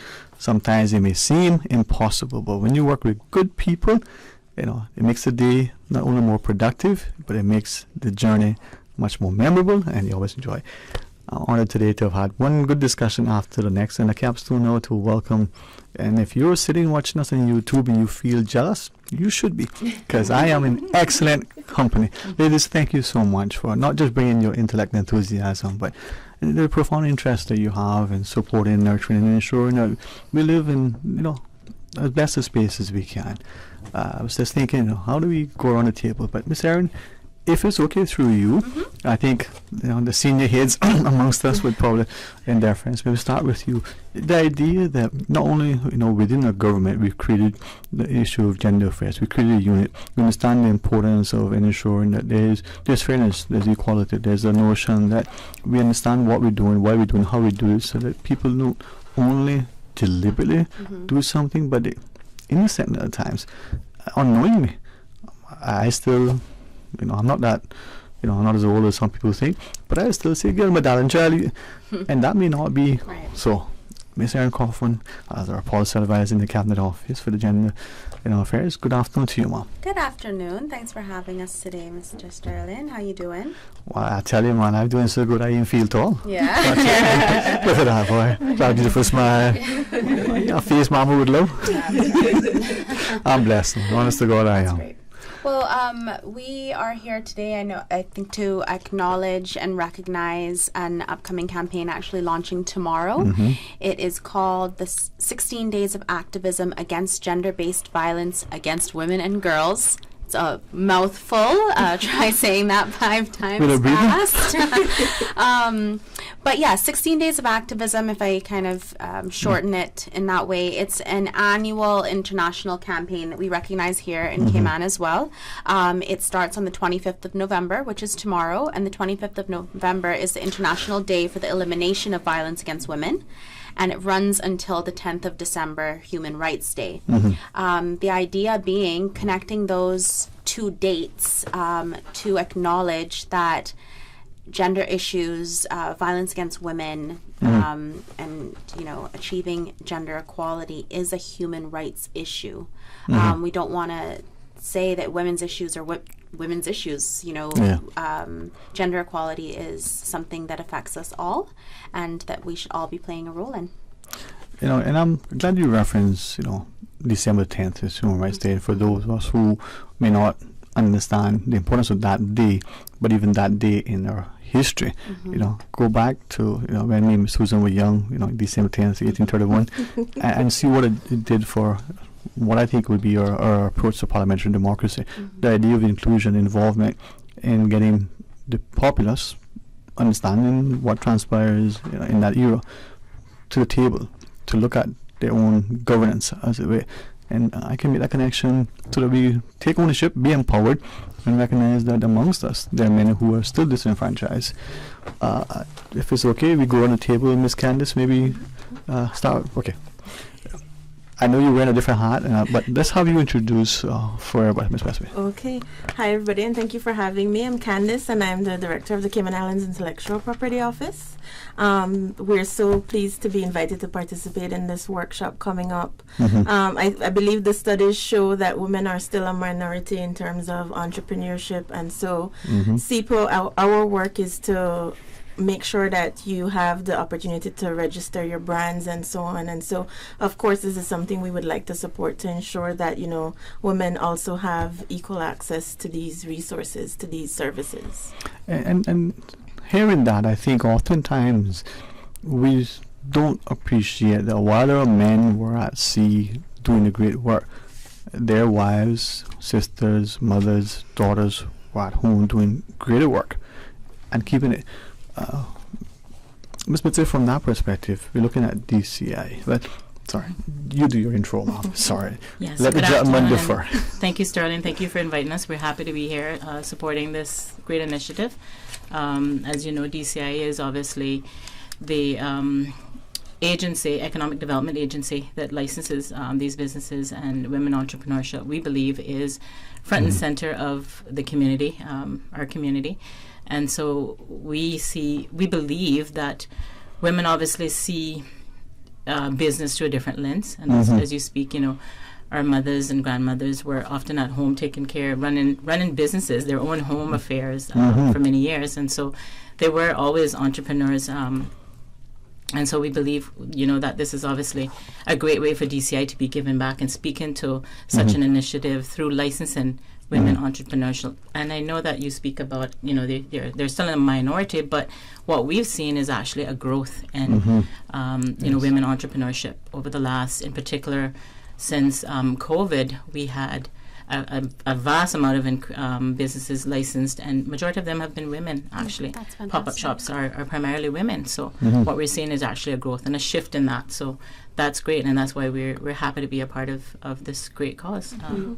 Supporting and promoting this. So our Deputy Director, a woman at DCI, Ms. Watson Jervis. Thank you. Ms. Jessica, if it's okay, because when we look at you, we see many interests, and the academic, the business, but there's also the sports, and I leave it to you to say what you want, but I'm encouraged that we're in a community where hopefully we'll start increasing into looking at people as much, and please guide me, as we should be encouraging our women, you know, our mothers and our daughters, our elderly, support, nurture, protect, but by extension, the wider community, so that we get to a space where there's, you know, equality and fairness, there's that equity. Ms. Jessica, you want to do a brief come on? I mean, only if you wish, Mom, because, you know. Good afternoon, Mr. Sterling. I appreciate you putting me on the spot. Of course, Mom, of course. Only if you wish, Mom.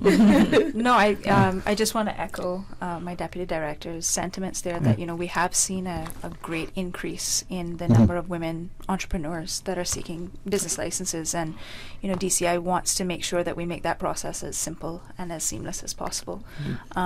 For all persons, but in particular, you know, we're seeing the growth there, and that's encouraging for us, you know, that women are saying, I want to be an entrepreneur, I want to have a successful business, and this is how I want to run it, you know. So for us to be a part of that, to make it as easy as possible for them, you know, that's encouraging for us.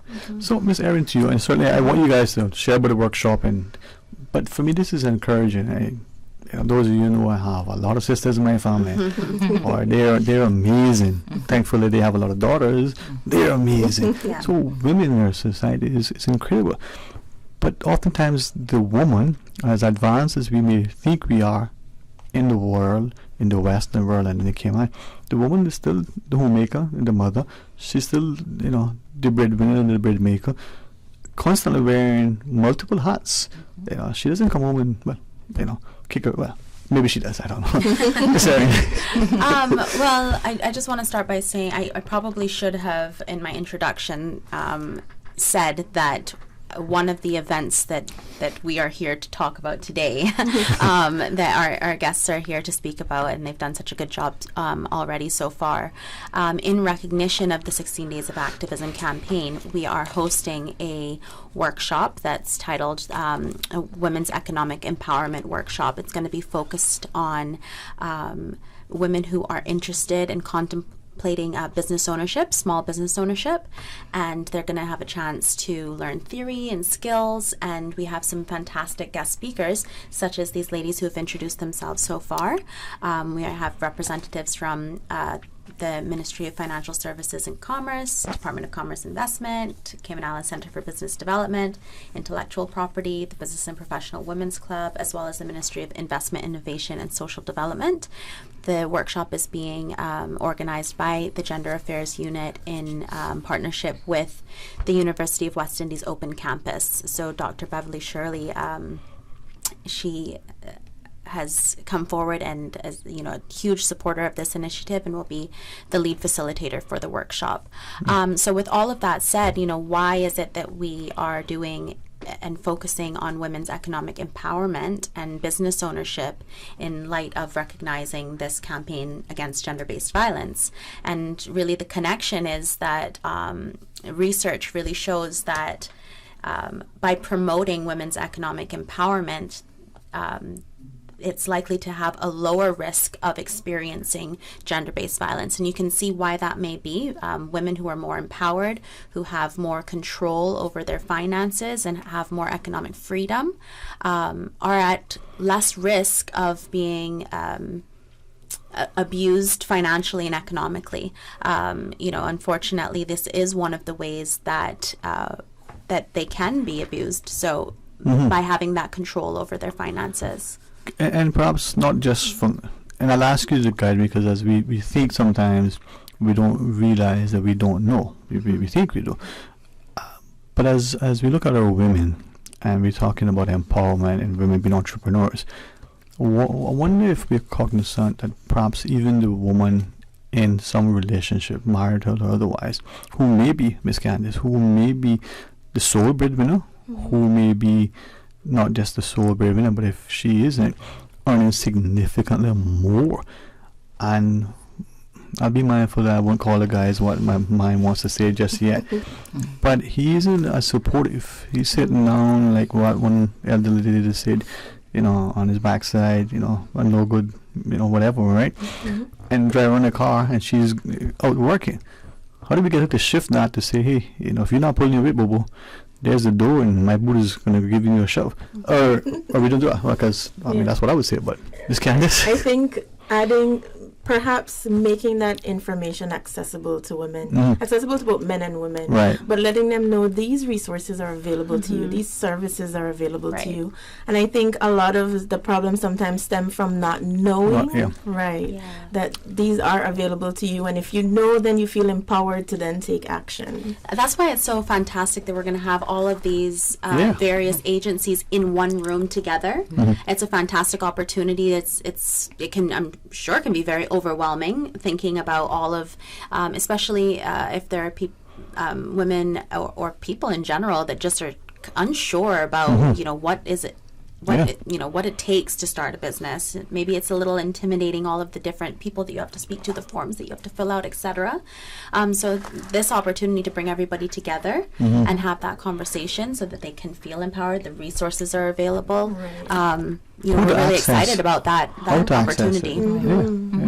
I mean, as you said, I'm thinking DCI has a phenomenal website. You want to renew your business license. Relatively a few clicks, right? Yes, exactly. Just that. I mean, that's why we're hoping, that we, through this obviously workshop, we can reach more young women, so they're aware that it's really just a simple process. We've made it. It's really simple. We have the online portal, so a few clicks and 10 days, and you literally have a license. Right. And so through that, obviously, we know that young women will be empowered to make their own money and be able to sustain themselves. And as you said, through that, all the other things will be possible when persons are empowered through their own financial stability. Right. Can I then ask then, is it akin to, and I think there's probably a study that proves this, if you exercise and you feel better about yourself, you start to hold your head up more, you start to have more confidence, you see the success of the exercise, you want to go more.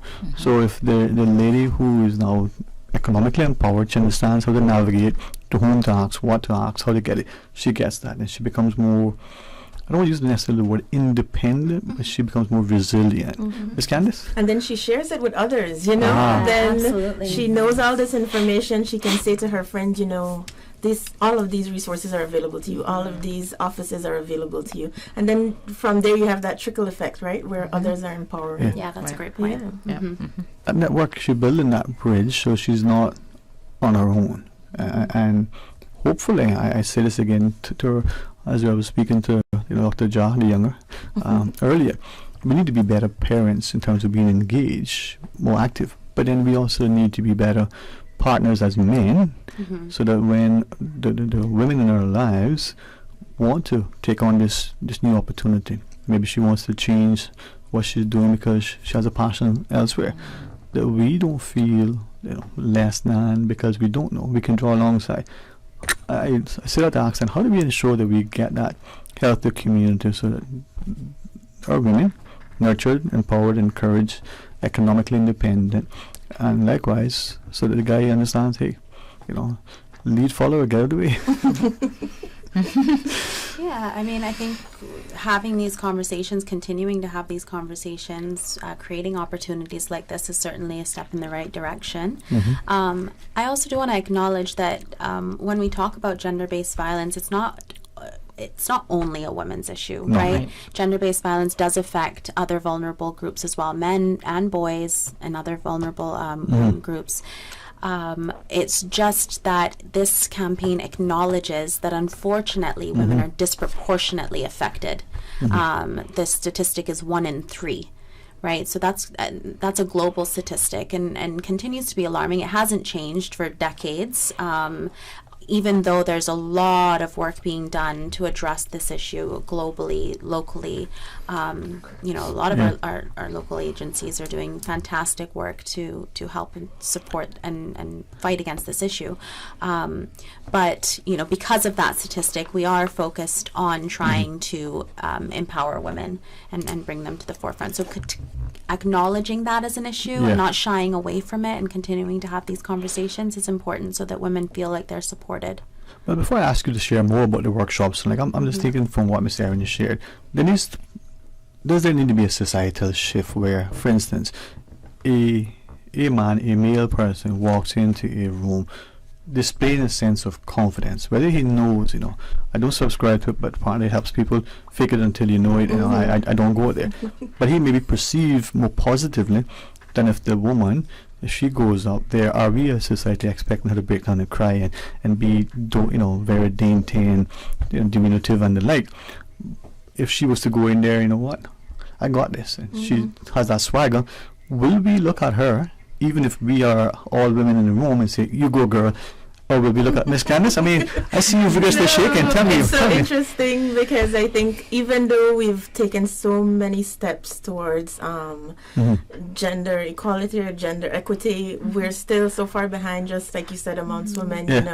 You walk into the room with that confidence. Oh, who does she think she is? You heard that? Yes. So I think if we, maybe part of the issue is that we need to build up each other, both men and women, not see it as a threat, like you said earlier, that we're trying to be emasculating, but support your wife. If she grows, the family grows. And I say that because my father, like I said, lots of sisters, and he looks at his daughters and say, you will be a lady, but you can later know how to throw a red hook. You sit down, but this way, whether you wear a dress or a pants.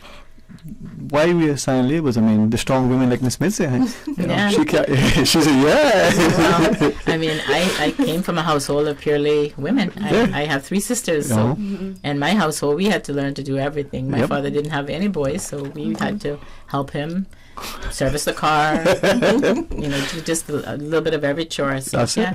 That's how we were raised. And then obviously I grew up in the Brack, so as you know, you have to help yourself. It's not like you can go call a plumber or electrician. Sometimes my dad would do everything for our household, and he taught us a little bit of everything. So we have that within our ethos. There's our resolve and our resilience.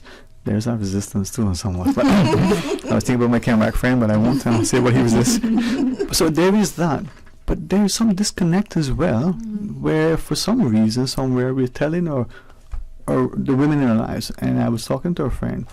Let me see how to put this, because I'm mindful that it's sensitive. But we look at our daughters and we want them to be, this thing that she can take care of herself.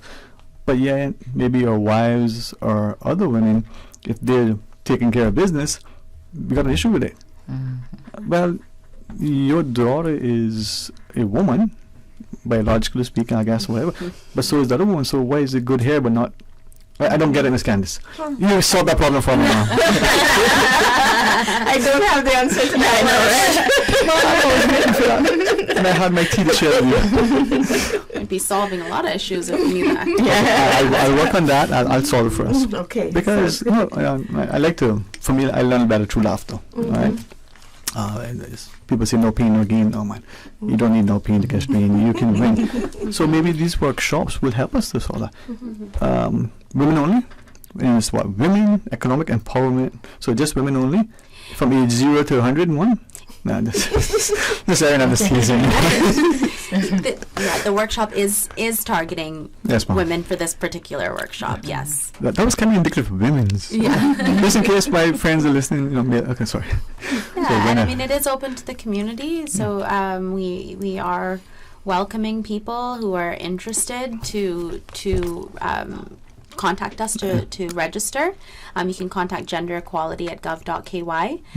There is a flyer circulating that has the link to the registration directly, but I think that if you don't see that and you just want to get in contact with us, easy way to do that is to just send us an email, and we can get you sorted out. I think that we're really excited to see kind of apparently the registrations are coming in, and so space is limited, so we want to ensure that if you are interested, that you're getting if it's okay, just an update or a phone call, or even all of you or either of you, let us know how it went after. Yeah, sure. And I'm hoping that the women in our communities will take this opportunity. We always say at a certain point, I wish that thing was available when I was then. Don't be that person. It's available now. Right, Ms. Candice? Yeah, take advantage of it, yes. All right, so registration is open. The workshop is almost closed, right? Yeah, I mean, the registration will close on Sunday, so it's important that if you're hearing this and you're thinking about it, don't think too long. Go ahead and reach out and get registered. If I can too, I want to say, if you're thinking about maybe other ways that you can get involved in this initiative, there are a few other opportunities, if I can share. Yes, please. So tomorrow is the launch of the campaign. That's the November 25th, International Day for the Elimination of Violence Against Women. And the color to wear tomorrow is orange. I don't know who can see me here. I'm on radio, but I think there's orange, right? Yeah. Orange. So orange is the color for this campaign. It's supposed to be, like a bright and empowering and inspiring color. The campaign actually speaks to orange the world. Glad I did. Orange the world. So as part of and the color is like a global effort to recognize this campaign and initiative. So at the government building, we're going to be kind of encouraging everybody to be wearing orange and come and take a photo with us to show your support tomorrow morning. But if you don't work in the government building, you can still wear orange to recognize the day. So I think that's kind of just one way to get involved in a smaller way. And there's also another event that we are planning that's coming up within the 16 days on December 6th. We're having an event called Community Dialogue. It's going to be basically watching a small film and then having a discussion around gender-based violence. So more on that as we kind of finalize details, and there will be a flyer made for all of that, and the community will be invited to attend. But just to save the date on that event as well. We hosted a workshop about gender-based violence in the workplace yesterday, a webinar for our civil servants. So that was really interesting, well attended. So we're just trying to spread the message and acknowledge that this issue does happen in both public and private spaces. So it's not just something that we only deal with within our homes, but we want to make spaces like the workplace and other public areas safe for everybody as well. I think increasingly too, we're recognizing that we do and say things unknowingly, and we may think it's innocuous, not understanding how not only is it affecting the person, but how it's perceived by, an onlooker or the like. So I'm still learning. I'll be honest with you. I'll get there by the time I'm 20. But maybe 21. You know what? Thank you for the courage. But I am very mindful that we have exceptional talent, within our community. Just, a sample around the table shows how poised we are. Maybe final thoughts, only if Ms. Jessica wants to start. If not, Madam Deputy Director, any closing thoughts you may want to leave with the listeners? Then Ms. Candice? Yeah, I would just want to say, encourage persons who have not signed up to sign up. I think it's a great initiative. I think it's going to be great to have everyone around the table where persons can have access to information. We'd be happy to share everything that we can about our department and what we're doing to help empower women through entrepreneurship. And come on out, and I'm looking forward to the event. I think it's exciting. I've learned some things about it today that I didn't know about as well. So I was like, yes, I'm glad I brought Jessica along. I know this was kind of last minute for us, but she's always a good trooper, and I was like, let's go. She's girl. We got amazing, this. So again, we're women, and more power to us. We are women in Texas. Music. I before Miss Candice shares a piece, I had someone long ago say, "Oh, you're a feminist." I thought, so are you trying to insult me? Apparently was. Men can absolutely be feminists. Like I said, but that's the problem. You assign labels and then perceptions, and I say, "Boy, you want me to suck my sister on you?" You say no. But we are strong women. We just need to make sure they feel empowered, nurtured, and understand that we're creating safe spaces for them. We want it for our daughters. Do not want it for our wives or sisters and the friends. Men have a very important role to play in all of that.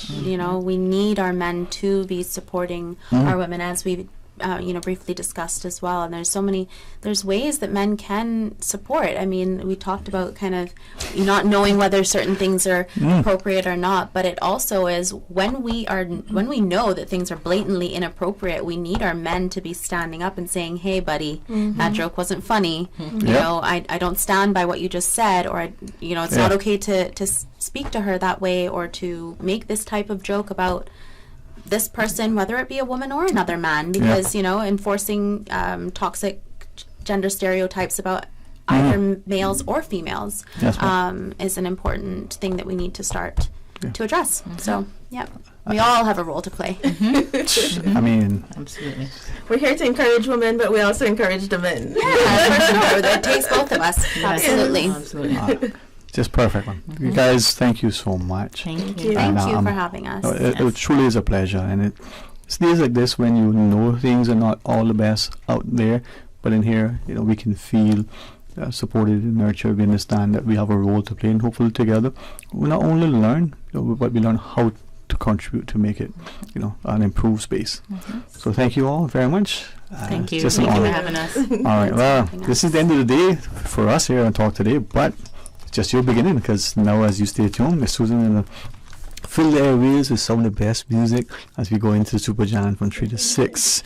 Tomorrow, a very, very dynamic discussion is being planned. I've got a lot of reading to do. I thought I would go up early. Still getting there. I live, I learn. Hopefully, I get to love a little as I laugh. Until tomorrow, my friends, join Mr. Art for the record in the morning and come back for Talk Today. Until then, enjoy the World Cup games. Cheer for your winning team. Even the losers win. Until tomorrow, be blessed. Talk Today is brought to you by Subway, open 24 hours in Countryside, Anderson Square in Georgetown, and Centennial Towers in West Bay. And by the Ministry of District Administration, Tourism and Transport. Explore your history, explore your land, explore your sister islands. MedLab in Smith Road Plaza, your complete medical laboratory solution. Call 949-7331. Talk Today is proudly brought to you by Pirates Fest 2022. Stay in the know. Get the full event lineup at piratesfestcayman.com. And Savannah Pharmacy in Countryside Shopping Village. Convenient opening hours, including Sundays and holidays.